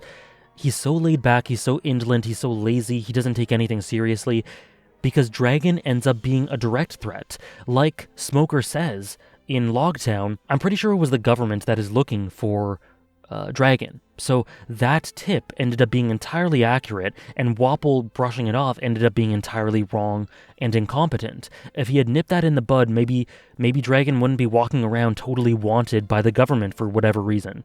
I'm still really interested in that, by the way. And it's really cool how they integrate these backstories within themselves. Really cool integration again. And it characterizes Wapol. It shows you the intelligence system of the World Council. It's just really good. I love these little touches that Oda adds in here of the past Dragon and his role here. Because we know Dragon's wanted, and Wapol just dismissed it. So he's the face of incompetence. And Vivi's dad is here as well, Cobra Nefeltari, and he's very upset at Wapol's lack of urgency and agency here. So what I'm trying to get across here is that, one, Vivi's dad is very competent, it seems like.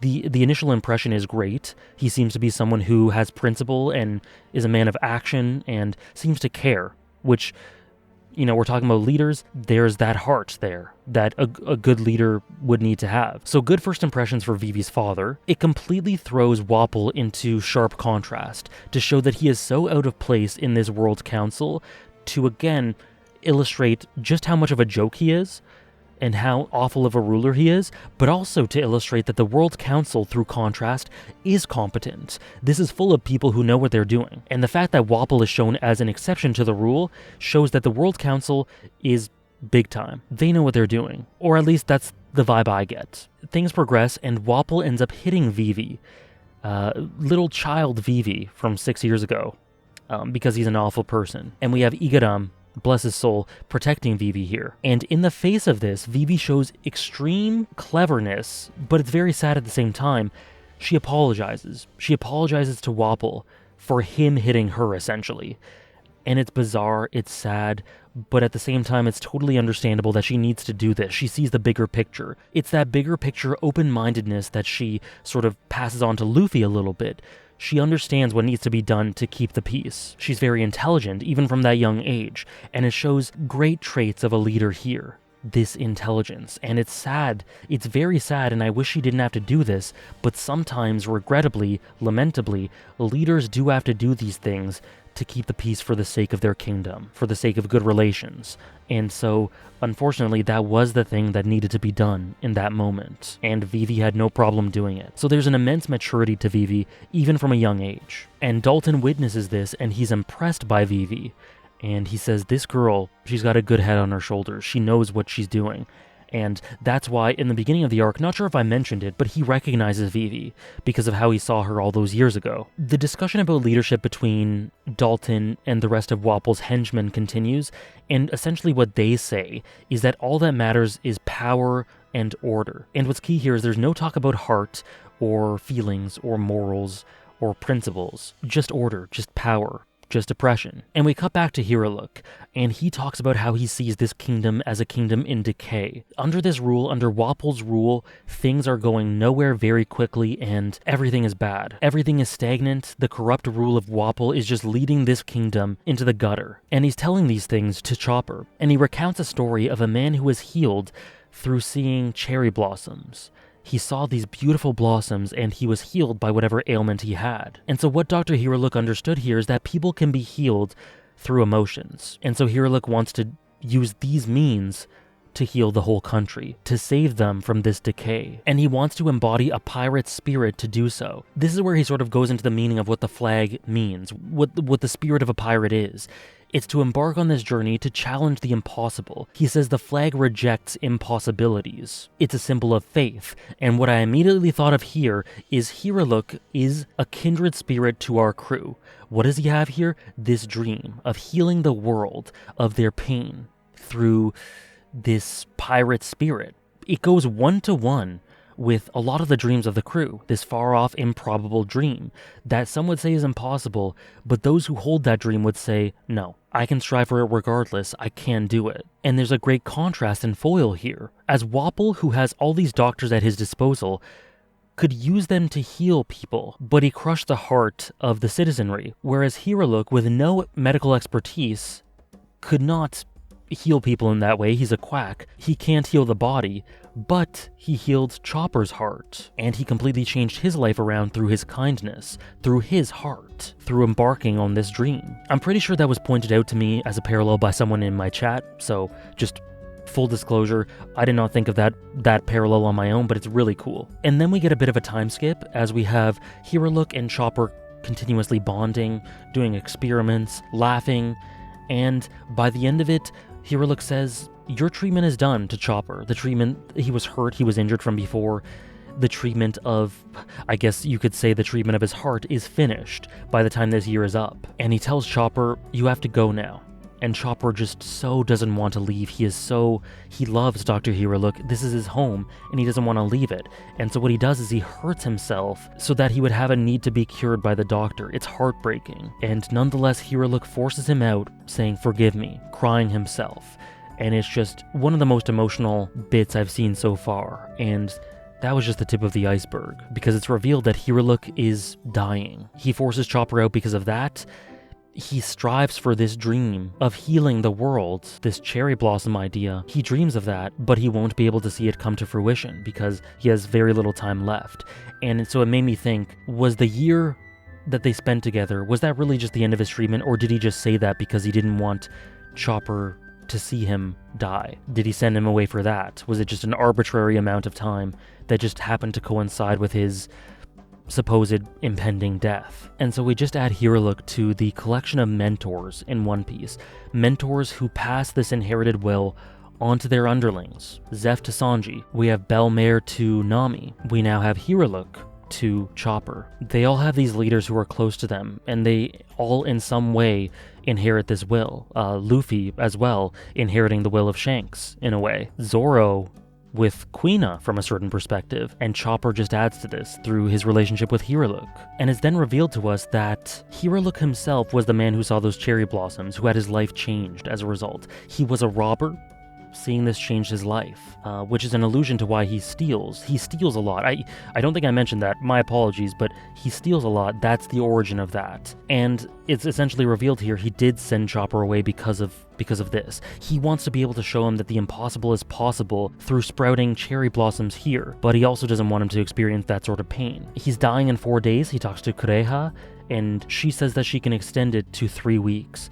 But he needs the money to pay for it. Big capitalism notes there, but nonetheless Kureha treats him anyway, regardless of him having the money, which is, again, a very affectionate show of compassion. Now Chopper is listening to this in the background, through the window or something, and he hears this. He hears that Hiraluk wants to be able to survive to make the impossible possible and show cherry blossoms to everyone in Drum Island and save the world and heal the world and all of that. So Chopper hears this. He hears that he's dying, And so he starts doing these things. He starts chopping down trees. You see him suffering. He's pained, he's bloody, he's doing all these things in the background, while Hiruluk is at the same time doing his thing.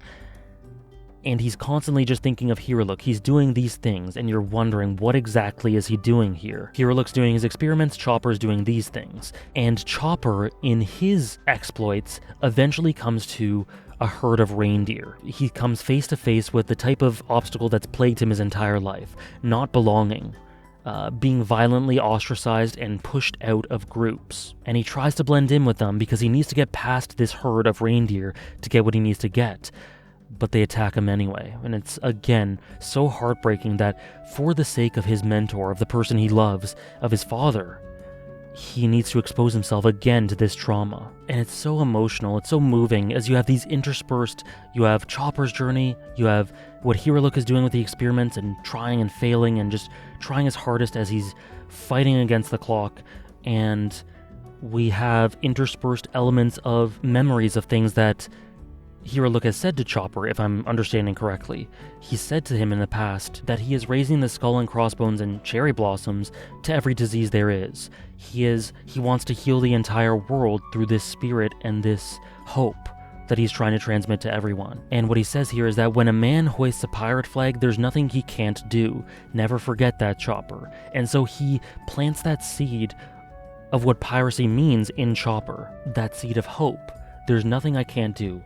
Reject the impossible. Impossibilities bow before the flag. And so Chopper goes through all this suffering to get this mushroom. It's said to be an Amiyu Dake mushroom that heals all disease because he wants to help heal Hiruluk, to give him more time just because he cares for him, but also so that he can carry out his dream. And a week later, Chopper comes to him carrying the mushroom, and he just says simply, mushroom. He's completely torn apart. He's bloodied and beaten and bruised, but he has this mushroom, and Hiruluk sees what he's gone through to bring this to him and appreciates it beyond words. And Chopper begs Hiruluk, I want to become a doctor too. Is it possible for someone like me, a reindeer like me, to become a doctor? Please teach me. Can I not be one?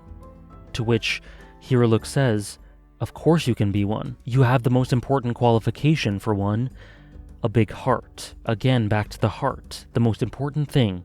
The most important qualification to be a doctor, to be a leader, to be any figure of authority is heart, is kindness and compassion. That's what distinguishes the unruly, the cold, the cruel from those who are worth following in one way or another. Chopper is worth following. He is worth being a doctor. He's worth dedicating time to, getting to know, in spite of his appearances. And Hiruluk, really, more than anything, he hugs him, he takes him in his arms, and he appreciates all that he is and says, you are the most suited to being a doctor in the world. And it's an immense bond. The pains they each go through. Chopper goes through so much to help Hiruluk, and Hiruluk goes through so much to achieve this dream, this selfless dream. And in the middle of this, we see that Wapol has ordered the execution of Hiruluk to Dalton. He says that he's a criminal, he's doing all these things behind the scene. Execute him as all this is happening, which is quite nasty. But the point here is that Hiruluk to Chopper is the only home for him. It's an abstract home.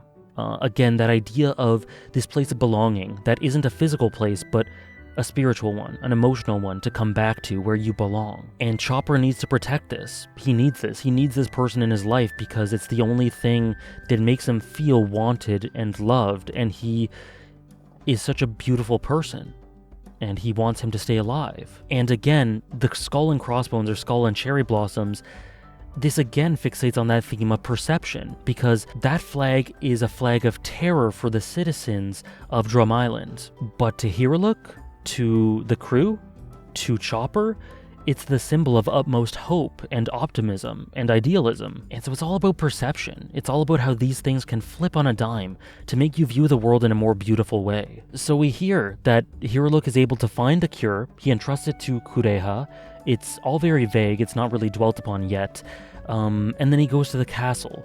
He goes there with bombs to apparently fix the country in this race against time. And he essentially gives Kureha and Chopper the means to inherit his dream as he goes to the castle, where the 20 doctors are apparently sick and cannot help people. Again, this idea of decay. Hiruluk has gone to the castle with these bombs to try and quote-unquote fix the country, to stop this decay, to provide hope for everyone. And he entrusts this to Kureha and Chopper, to which we get the nastiest twist, the most evil twist in One Piece so far, where Kureha tells Chopper that the mushroom that he got, that he interpreted as being the cure, was actually poisonous, and she's crying as she tells him this. It's a mushroom that kills you within the hour. A nasty twist on the perception theme here, as Chopper, who as a result of what Hiruluk had taught him, had only ever thought of the skull and crossbones as a positive thing. Chopper saw a skull and crossbones next to the poison in a notebook, and as a result of what he had learned throughout his life, assumed that it meant it was a cure because of what Hiruluk said, because of what he taught him and how he perceived the skull and crossbones to what he perceived it to mean. It was just a total misinterpretation. And so that's a nasty twist on that. But Hiruluk, in realizing this, didn't want to let him know. He didn't want to break his heart in that way because his heart, his sentiment and intentions were the most valuable thing here. And he didn't want to break that. He didn't want to break his heart. He knew what it would do to him for Chopper to know the truth, and he didn't want him to know that, so he just didn't say anything. He wanted him to believe in all that he had taught him, and he wanted to protect him, which puts into perspective why he's doing what he's doing right now, and also recontextualizes the mushroom panel into something desperately dark, desperately twisted. Hiruluk is just such a kind person. He wanted Chopper to be inspired, and he wanted to inspire him. He wanted to encourage him to be a doctor because he has all the capability of doing it. Despite not being trained, the most important thing to him is that heart. And along this very same vein, Hiruluk begs Kureha to train Chopper to be a doctor because he's got all the intangibles, he just needs the expertise, and he has all the makings of an amazing one. And so it very much alludes to that theme of Luffy enlisting or inducting new members into the Straw Hats because of their heart, more so than their qualifications. This is like that taken to the ultimate extreme, but shows why Chopper is really destined to be part of the crew. And of course, Chopper genuinely learns later, and he has medical expertise. But nonetheless, it's hard to not see that theme illustrated in big, bright neon lights through what Hiruluk says about Chopper there, or how he feels about him. And Kureha kind of beats him around a little bit. It's a very powerful, devastating scene. Obviously, Chopper had no way of knowing better. He had no other perspective to draw from.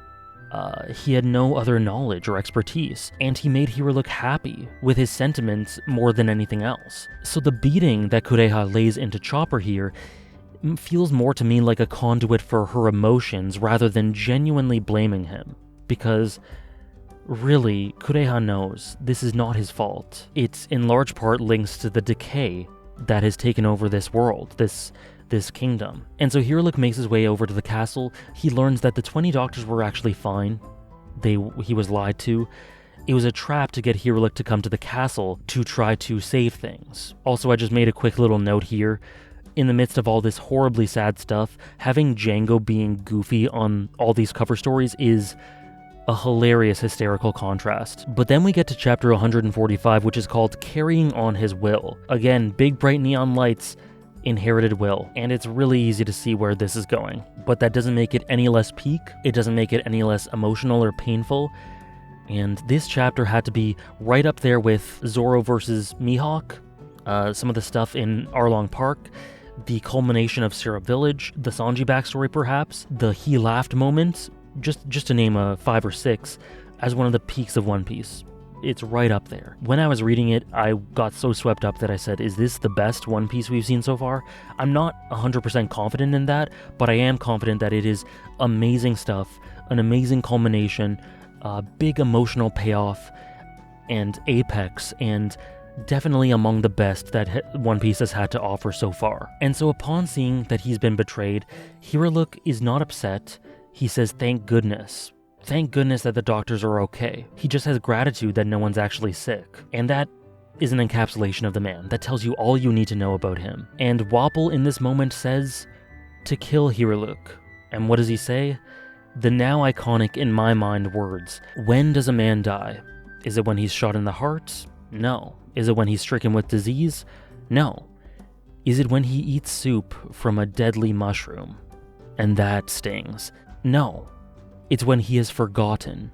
I may disappear, but my dream will live on, and the ailing hearts of the people will be healed. His life will end, but his dream will live on. As long as his sentiment and legacy and dream is carried forward, he is not dead. It will be carried forward, inherited through Chopper, through what Kureha does for him, and as long as that stays alive, as long as the beating heart of his dream does not die, and as long as he makes his mark on this world, and that mark is everlasting, he is not dead. And that links directly with Luffy. It comes full circle in such a beautiful way here, because it links directly with Luffy's theme, the idea of the physical life being secondary. He isn't dying by sacrificing his life. He will continue to live through his dreams and his passion for his dreams and what he stood for and his ideals. And the way he lived will live on. And you can say that about Hiruluk, and you can say that about Luffy and a few others on the Straw Hats. That's part of why Luffy smiled in Logtown upon viewing what seemed like his impending death. That's why he was able to smile, because he may have died here, but he was confident that not only had he lived his life in the way that he could be proud of and exemplify the pirate spirit to the greatest degree, and everything, all the stuff I talked about in my Logtown video, but also, he is not really dying, because his sentiment will be carried forward. Along with living his life proudly, he is living doing what he loves. He isn't really dying. This spirit of piracy and dreams and freedom, that is what he lived for, that is what he will eventually die for whenever he dies, but the lasting impact he has on the people around him, on the world, on the setting, on the story, will mean that he never dies. Not really. And the fact that One Piece is being told as this story that seems to be a legend, the way things are phrased in Logtown of this being this tale of legend, tells me that this is being written a decent amount in the future, maybe. Potentially, could be wrong, but that's just the vibe I get. And so Luffy has probably been dead for a while. He's probably been dead for a while, from the point of view of the person telling the story, or how the story is being told. But is he actually dead? No, because his story is still being told, it's still inspiring others. And a person does not die until they are forgotten. And I love all that this line does, for Hiruluk himself, for Chopper, for Drum Island, but for the series as a whole, for what it means for everything. It just enriches everything, all the themes that we've thought about so far, so beautifully. And so this line is huge for Luffy, and for Zoro too, because that's how they live their lives. A man is not dead when they physically die. He is dead when he is forgotten, when all that he lives for is snuffed out. But as long as that sentiment remains, as long as that legacy is there, he does not die. And in response to this there is big stuff for Dalton. He begins crying at this display from Hiruluk. With Hiruluk gone, he has no hope for the growing rot and decay that's set into this kingdom to be stopped. Or rather, the hope currently is gone. What will happen to this country that he cares so much for? And that question's brought up, and Hiruluk just laughs and says, "Do not worry. Soon a monster will appear. He's my son. Don't hurt him." And the implication here is that this monster will be emblematic of the hope, the way forward in the future for this kingdom. And this brings the perception thing full circle. A monster will appear, set in a completely positive light. Chopper as this monster, being a totally positive thing. It's all about the context and complexion. And Hiruluk here calls him a monster in a way that he can be proud of. It's not something to be ashamed of, it's who you are. Never forget that and embrace it. Those who will dismiss you for it aren't worth listening to in the first place, but you will be able to find people who will have faith in you. And then he just goes, "What a life it was."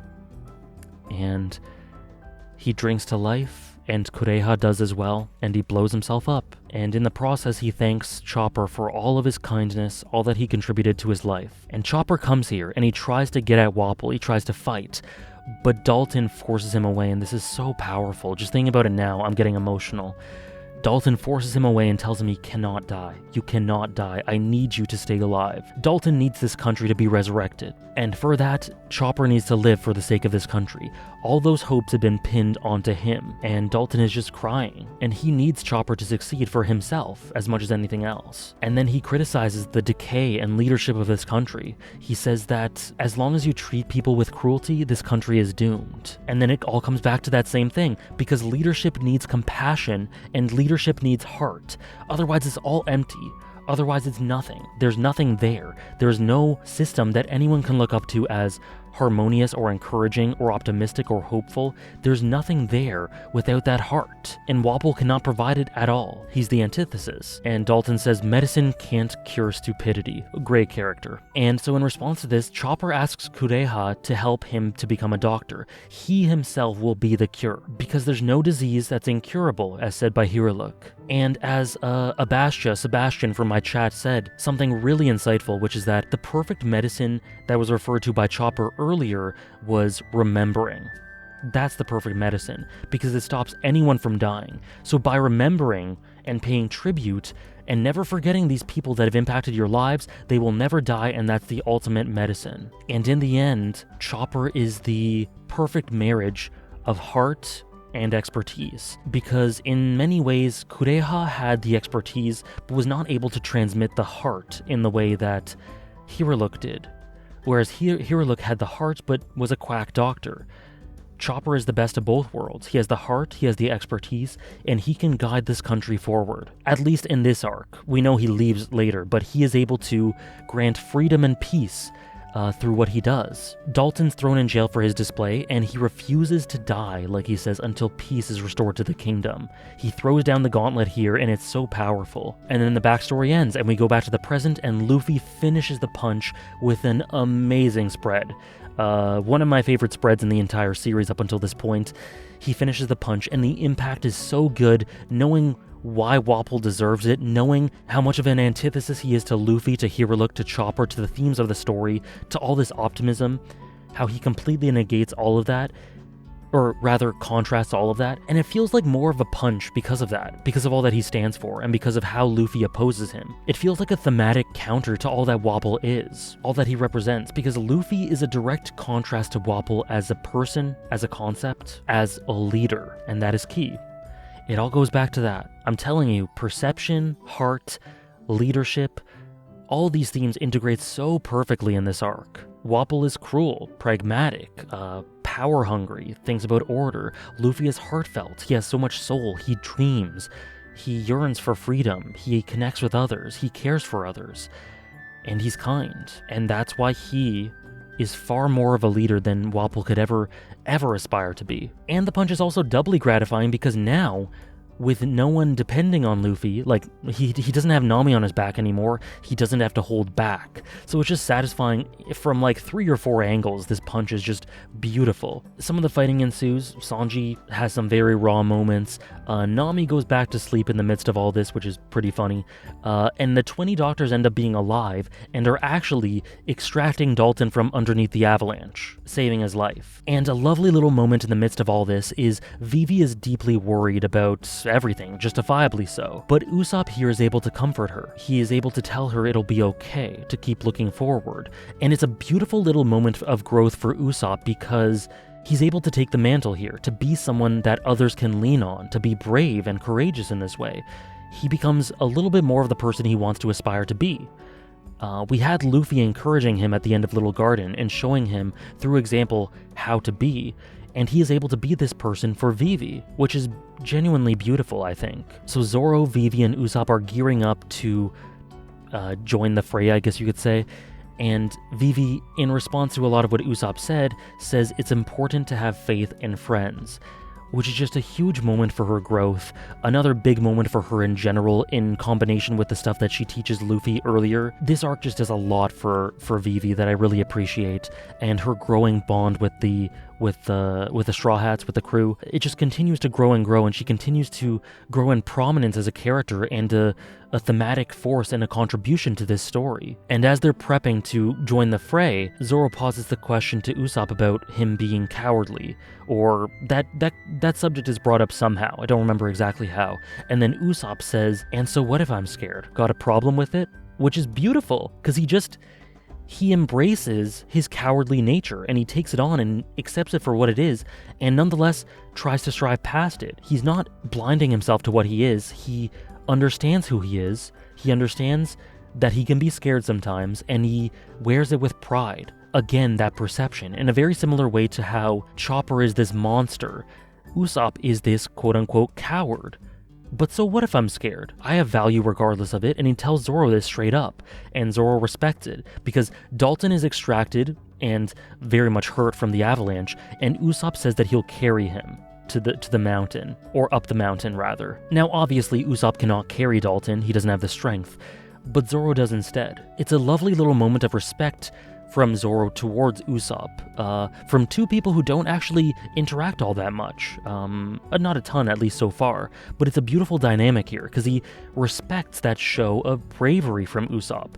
It's a big gesture that he did here. He comforts Vivi, he stands up to Zoro a little bit, he embraces who he is, and he takes on the mantle of carrying Dalton, even if he can't do it. But Zoro acknowledges Usopp's courage by himself carrying Dalton for him, and I don't believe that Zoro would have done that without Usopp's intent getting things going. And through all of this, Vivi just looks on, very observant, taking things in and understanding just the beauty of these people. Now back with Luffy and Chopper and Wapol and everything, the flag of the skull and cherry blossoms, which is on top of the castle, is shot down. Wapol shoots it down. Because of all that it represents, it annoys him, he shoots it down. And that's a huge blow for a bunch of reasons, but Chopper says in the midst of all this that he doesn't want to kill Wapol because Hiruluk didn't want to kill him either. He just wants to banish him, and so he has some sort of principle and code, perhaps as someone who is a self-proclaimed doctor who gives life. Taking life away just doesn't sit right with him, and so he's willing to fight, but taking away a life is something that is, at least in this point in time, something that he isn't willing to do. And I think it's understandable. He just wants to save everyone. And eventually, Luffy goes up to the flag and tapes it all back up together, and he says that Wapol isn't a pirate, because he's not willing to risk his life for his ideals. So as a result, he doesn't know the meaning of it. And the implication here is that Luffy thinks that Chopper does know the meaning because he is willing to put his life at risk for his ideals. It's something of a welcome wagon for Chopper into the crew. I see it as that, at least a little bit. And it's really beautiful because that flag represents everything. Saying no to the impossible, these dreams, willing to sacrifice yourself for these dreams, and yet living on past them through your legacy and everything. All that's encapsulated in that flag, and Wapol could never understand any of that because he's never got that sort of conviction for anything worth having. The skull and crossbones, or cherry blossoms, is a symbol of faith, and bombs are shot at it, they're shot at Luffy, but he's unharmed completely, and he goes, see, we're fine. It's unbreakable, and it's a beautiful panel. It's a beautifully raw panel, as he says, this spirit, this flag is unbreakable. And it's drawn in a really unique and bold way, using shading in a really brilliant way, unique to almost everything. The closest thing that I can compare it to was, I think there was a scene in Arlong Park where the sun was beaming down on Luffy and he was shown with bold shadows on him. That's the closest thing to it. God, this is so good. It's unbreakable. And Luffy then says, this flag is a promise of life. Do not fly it lightly. How dare you laugh at it? How dare you scoff it and disrespect it? And it's crazy because he knows, it's almost like he knows what the sentiment of the flag is for Chopper, despite not being privy to that backstory. Like, Luffy didn't see what we saw. Luffy didn't know about any of that, but he can sense what it means to him. He's just so intuitive and intelligent in that way. And this just means that for him as well. It means this, life, dreams, saying no to the impossible. That is a universal thing that it represents. And Wapol in this moment laughs at Chopper for being pathetic because he's alone, he's got no friends. And Chopper says that he doesn't need friends because he's living for this dream and that's all he needs. But Luffy just says here, what do you mean? You've already got friends. Or at least one. You've got a friend in me. And that just kind of lays down the mantle as things gear up for the big final fight. Luffy fights Wapol, who previous to this had eaten like a house and fused with it and fused his henchmen with it, who are... there's a lot of creativity, to put it lightly, in this fight. But essentially what's happening here is Chopper is going to fight this fusion of henchmen and whatever. Luffy is going to fight Wapol, and that's the showdown. Sanji is injured during this whole thing, and it's a nice little moment as Kureha is pinning him down, saying, you're going to get hurt, just stay there. Chopper has this rumble ball move that gives him 7 forms of transformation, and he eventually ends up victorious. There are some hijinks throughout. Nami wakes up, she's chased throughout the castle by Wapol, as Luffy is chasing him as well. Luffy saves her, it's pretty funny. Then Luffy stops Wapol and says that I don't care if you're a king or not. There are things that matter more than power, because I'm a pirate. Dreams, ideals, heart, all that matters way more than power. And then Chopper's reflecting upon what Luffy said to him, saying, "Doctor, he called me his friend." And it's impossible to overstate what this meant to him. He's been so lonely for so long, and Kureha's been there for him, but not able to lend the type of relationship he needs, I feel like. The type of closeness and affection that he needs. They had a special relationship, but he needed to clear this hurdle, and Kureha on her own was not able to help him with that. But Luffy was. He was able to do that for him. And it's so emotional and fulfilling for Chopper. He called me his friend. And Dalton, throughout this whole thing, as they make their way, reflects on what brought him here, what brought him to this conflict, to this place in opposing Wapol, and he just hates everything that Wapol stands for, hates his ideals, hates how he does things, hates his leadership, and says a very key line, which is, "What is so wrong about wanting your country to have a heart?" And Vivi's reaction to that is very telling. She's very surprised, you can tell it just means a lot to her. And it feels like a big moment for Vivi, because who is a leader in this series that embodies that heart just as much as anyone else? Vivi is. Vivi is so heartfelt, and Vivi, I don't know if Vivi really sees and conceptualizes herself as someone who is heartfelt, but she is. And I think through seeing this example, she sees more of the type of leader she wants to be through hearing from Dalton. She's already been that type of leader, but this inspires her further. And then essentially, Luffy beats Wapol. He beats him in the end, and then Kureha says something very telling.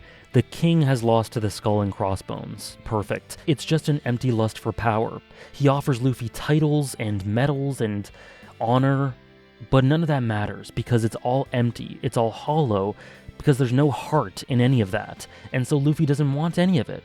And so Wapol has no way of getting through to him, no way of buying him off. The party reunites then, and Dalton, Usopp, Zoro, and Vivi take a cable car to join them. Dalton realizes that Chopper had followed through with the promise that Hiruluk had said he represented, and he bows to him, and Dalton thanks him in a beautiful moment, because thanks to him, this land will be born again.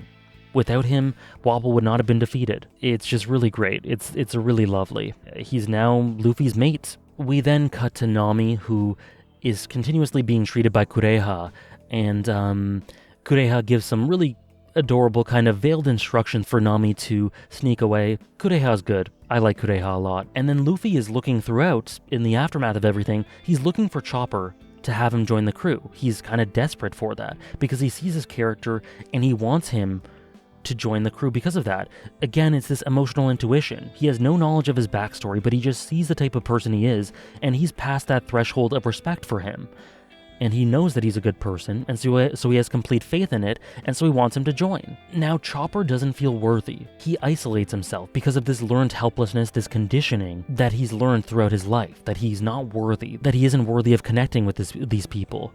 And it's understandable that he reverts back to that after having that reinforced in so many ways throughout his life. It's understandable that he feels this way, but Luffy cuts completely through all of the negativity with heart by saying, "Don't you dare worry about any of that. Just come the hell on. I want you here. Just join us. You're our friend. There's nothing wrong with any of this. Don't worry. Just shut up and join us," is what he says. You're a good person. We're good people. Come on. We all have heart. We're all kindred spirits. We all have dreams. And Chopper tears up, and Vivi is like just laughing, and Vivi just looks so sweet, her reaction to this.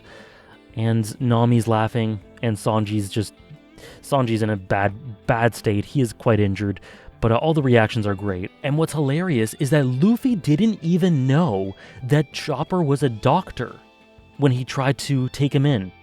He didn't even know that Chopper had medical expertise, because there comes a moment later where Luffy just goes, "Oh, he's a doctor?" He didn't even know. He was looking for a doctor in Dr. Kureha, but he didn't even know that Chopper was a doctor. That's how important the heart of the matter is for him, not the job or how well you do it or your role. Luffy had a role for him because of how much he respected Chopper as a person and how much he liked him. but he didn't even know that Chopper would have been able to contribute as a doctor. For all he knows, I said this to my chat, Chopper could have just been a viber. He could have just been vibing there with the crew the whole time with no defined job. He could have just been vibing because Luffy liked him. Which is just so wild to me. It was so funny, but it's so loyal to who Luffy is. And then we reach the goodbye sequence. So Chopper is essentially fighting with Kureha, because Kureha hates tearful farewells. So she's going to show him how he feels with her actions, as she just kind of pushes him away and says, you're not cut out for this, whatever, the tough love sort of thing. And what essentially ends up happening here is, in the most beautiful culmination of an arc, it's just insane how this all comes together. It had taken Hiriluk 30 years to complete his research, which was to create cherry blossoms out of the snow in Drum Island, to cure the hearts of everyone, to heal everyone. And of course he dies, but he doesn't really die because he was never forgotten, and his dream was transmitted while he was alive because Kureha carried out his dream, the formula he had, by blasting the powder that he created all into the sky to join with the snow and form this makeshift cherry blossom tree out of the snow at the peak of the mountain. The snow becomes pink, the mountain looks like a sakura tree with branches and everything. The snow is pink resembling the cherry blossoms, and this is the symbol of hope that they have been searching for this entire time, and it carries out Hiriluk's will. Kureha does through executing it in this way, and Chopper does through representing all that Hiriluk is. He is his son. Cherry blossoms did fall, the impossible did happen. Like he says, pirates scoff at the face of the improbable. This was able to be achieved, and this was the signal that the person who personifies his will, Chopper, is ready to go out and explore the world and carry out his will and share it with everyone else. It's the signal of a new era for Chopper, for his dream, for Drum Island, and synonymous with Hiriluk's dream is Chopper going out and exploring the world, because Chopper is his dream. Hiriluk wanted to cure everyone in the world, and Chopper is going out to explore the rest of the world.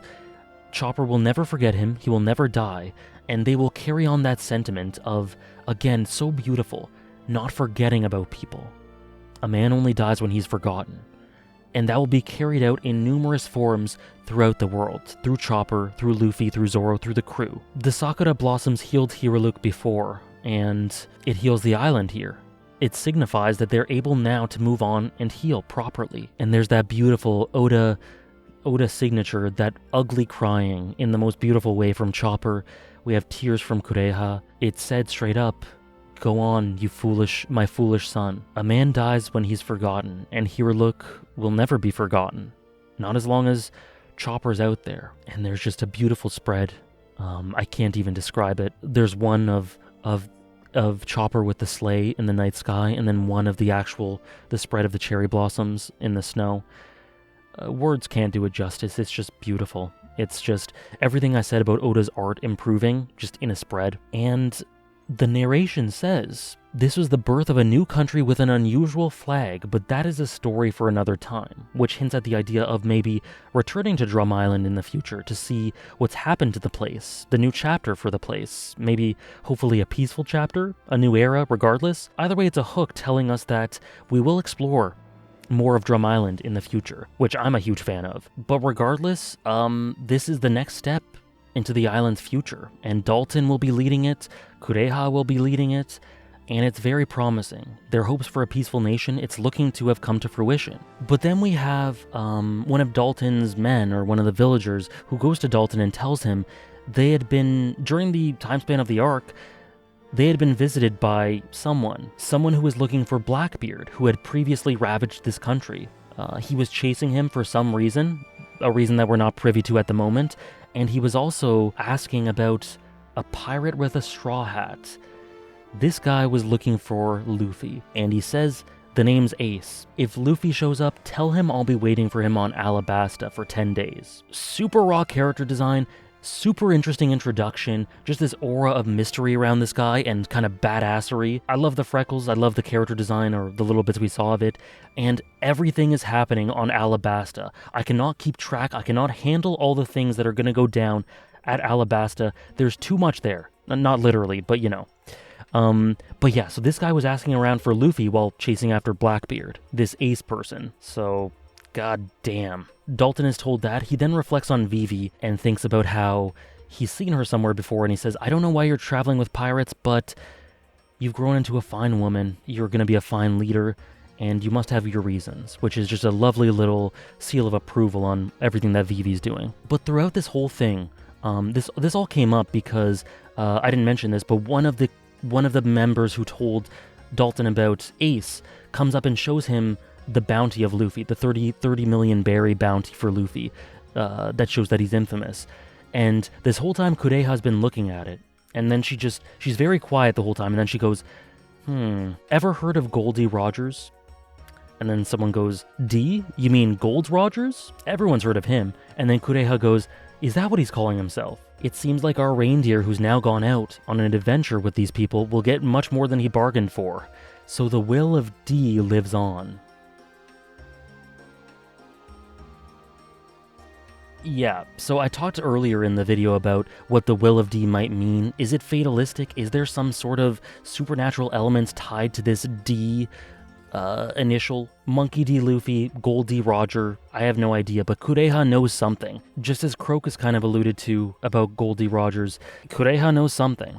The will of D lives on? I have no clue, but like I talked about earlier on, that could be alluding to something, some sort of supernatural element, some sort of maybe natural force in people with this, because Luffy 1, Goldie Rogers 2 people who have this seemingly supernatural aspiration to be king of the pirates, to be a leader of men essentially, to usher in these new eras of piracy and to embody this pirate spirit. Is it a coincidence that these two people with the D are able to do this? I don't know, there's just all sorts of different directions that this could go in. But then the crew is all together. We've got quite a squad now. Poor Karu froze trying to save Zoro in the river, thinking that Zoro was in danger. But we see here that Chopper can talk to animals. He can talk to Karu, which is some extra utility there. There's some cuteness as Nami flatters him and he says that he's immune to flattery, but he really doesn't look like it. Kureha packed his bag for him, knowing that he'd leave and knowing that this is what was best for him.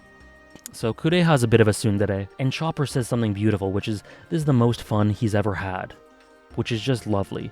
This place has become a home for so many people, so many lost souls, who have been able to find a home for themselves within this ship, within the people there, and now they're adding one more person to it. And then we get a quick flash to someone named Mr. 2 Bon Clay, follower of the Okama style, which I've been told means something close to queer. This is a character who identifies as both man and woman, or male and female. He or she, any pronouns essentially work, is what I've been told. And so I think I'll refer to him using he, him pronouns because that tends to be what the story does from what I remember as well. But this person, Mr. 2 Bon Clay, he's been assigned to get rid of Mr. 3, and he's deriding his minion for not being able to catch him. Mr. 3 is AWOL. And this is an introduction to Mr. 2, who's very interesting, very flamboyant, very out there, and an interesting personality to grasp onto here, and I'm really interested to see more from him. But yeah, we have an introduction to this person, Mr. 2 Bon Clay, the little plotline of Mr. 3 skulking in the background, what's he up to, what's going on there, and then we do a quick cut to Miss All Sunday and Sir Crocodile, who are on Alabasta. They're there, they're ready, and there are apparently pirates running amok in Alabasta. And Sir Crocodile says, do they know I'm here? And Miss All Sunday says something that rings very true. A country in rebellion attracts pirates. And she asks him, are you gonna go to combat this? And he says, yeah, I guess I need to keep up appearances. Interesting. A bit of a, maybe a falsity to his words there. A bit of a, putting on a bit of a show? Not sure. And he says, the 7 warlords are pirates who crush pirates. We're heroes to the masses, which puts an interesting tinge on the 7 warlords. Pirates who crush pirates, who are heroes to the masses, who are reviled by other pirates as being government dogs. Villains to pirates, but heroes to the masses? It's interesting. There are lots of different ways in which that can go, lots of different lines that can be blurred with that. There's a lot of potential there. But that's about it. That's about the end of this. Drum Island was amazing. It does so much. It does a lot of setup for the next arc, and future hooks and all this stuff. through all the stuff I've described already, but it also tells this extremely powerful, self-contained story with so many thematics focused on, like I said, perspective, heart, leadership, what it means to be a leader, some low-key political world building, some nice expansion of the setting, some hints at Vivi's father, for example, the past of Dragon, nice little tidbits there. It just gradually expands things really naturally and organically, and I love what it adds in that way. And then in terms of character work, it does a lot of nice little things for Vivi, for Usopp in particular, some stuff for Nami, and Sanji as well. Zoro probably got the least, but he still got some. And then Luffy got a great amount. And then it introduced Dalton, who's wonderful, Kureha, who I like a lot, Hiraluk, who is, like I said, one of the stars of the show, and Chopper, who is an immediate favorite, immediately into, I'm going to spoil my top list a little bit here, but immediately into my top 6, Chopper went.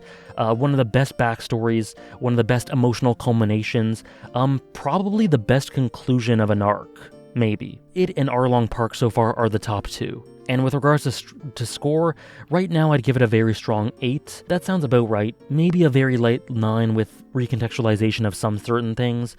We'll see how things go. But yeah, very strong 8 or so. And with regards to my top 10 characters, we've reached that point. Lots of people have been telling me that I'm going to need to increase the number of characters I have in my top 10. We've reached that point. I now have a top 15, and it is as follows. So, just to be upfront about this, Kureha just missed out. So Kureha would be 16 if there was one, but this is my top 15 One Piece characters at the end of Drum Island. Number 15 is Arlong. Number 14 is Nojiko. Number 13 is Belle-Mare. I think I might have forgotten Belle-Mare in my rankings from before, but Belle-Mare is definitely still there, number 13. Dalton would be number 12, new addition there. Zeph would be number 11. And making her way into the top 10 now is Vivi. Vivi is 10th, Mihawk is 9th, Hiraluk would be number 8, a new addition right at number 8, very strong. Shanks would be number 7. I'd have Chopper at 6, very close to 5, but then we have Sanji at 5, very close to 4. We have Zoro at 4, very close to 3. We have Nami at 3, then Usopp, and then Luffy. So that is my top 15. In order from 1 to 15, Luffy, Usopp, Nami, Zoro, Sanji, Chopper, Shanks, Hiraluk, Mihawk, Vivi, Zeph, Dalton, Belle-Mare, Nojiko, Arlong. Kureha, honorable mention. And then there's tons of potential for other characters to make their way into this. We have Smoker, who I really love the introduction for Smoker. I hope we get more expansion of his character coming up. We have Ace's introduction. He looks super interesting. We have Dragon, who we haven't seen since Logtown, but he's very interesting as well. Sir Crocodile seems to be in the next arc, in the Alabasta arc. He's going to play a hell of a role, it seems like. Miss All Sunday, with tons of potential. So there are lots of other characters that can make their way into this. There's potential all over the place, so we'll see how it goes. But yeah, I think that's all I've got to say for this one. Will this be my longest video yet? We'll see when I edit this. It could very well be, but it deserves it. It's a wonderful arc. Just to remind you again, if you would like early access to the next arc, my review of Alabasta, it is available right now on Patreon for $5 patrons, so you can watch it right now if you'd like to do that. Once again, you can follow my Twitch if you want to watch these reactions live. I read every chapter with chat, and it's always very engaging and fun and insightful. So if you want to do that, you can join me by all means. Link to that will be in the pinned comment and description. Again, I am in the process of putting a Discord server together, so that may be linked. We'll see by the time this comes out. And if you're interested in that, you can join. You can join in. And once again, follow me on Twitter if you want any updates about my progress with One Piece or future streams or things like that. Just keep that in mind as well. But all that aside, it's been a wonderful arc. I think I'm going to leave it here, and I cannot wait to get into Alabasta. So much stuff is going to be packed into this arc. We'll see where it goes, and I cannot wait. I hope you'll join me for it. Many thanks again for watching. Have a good one. I'll see you in the next one.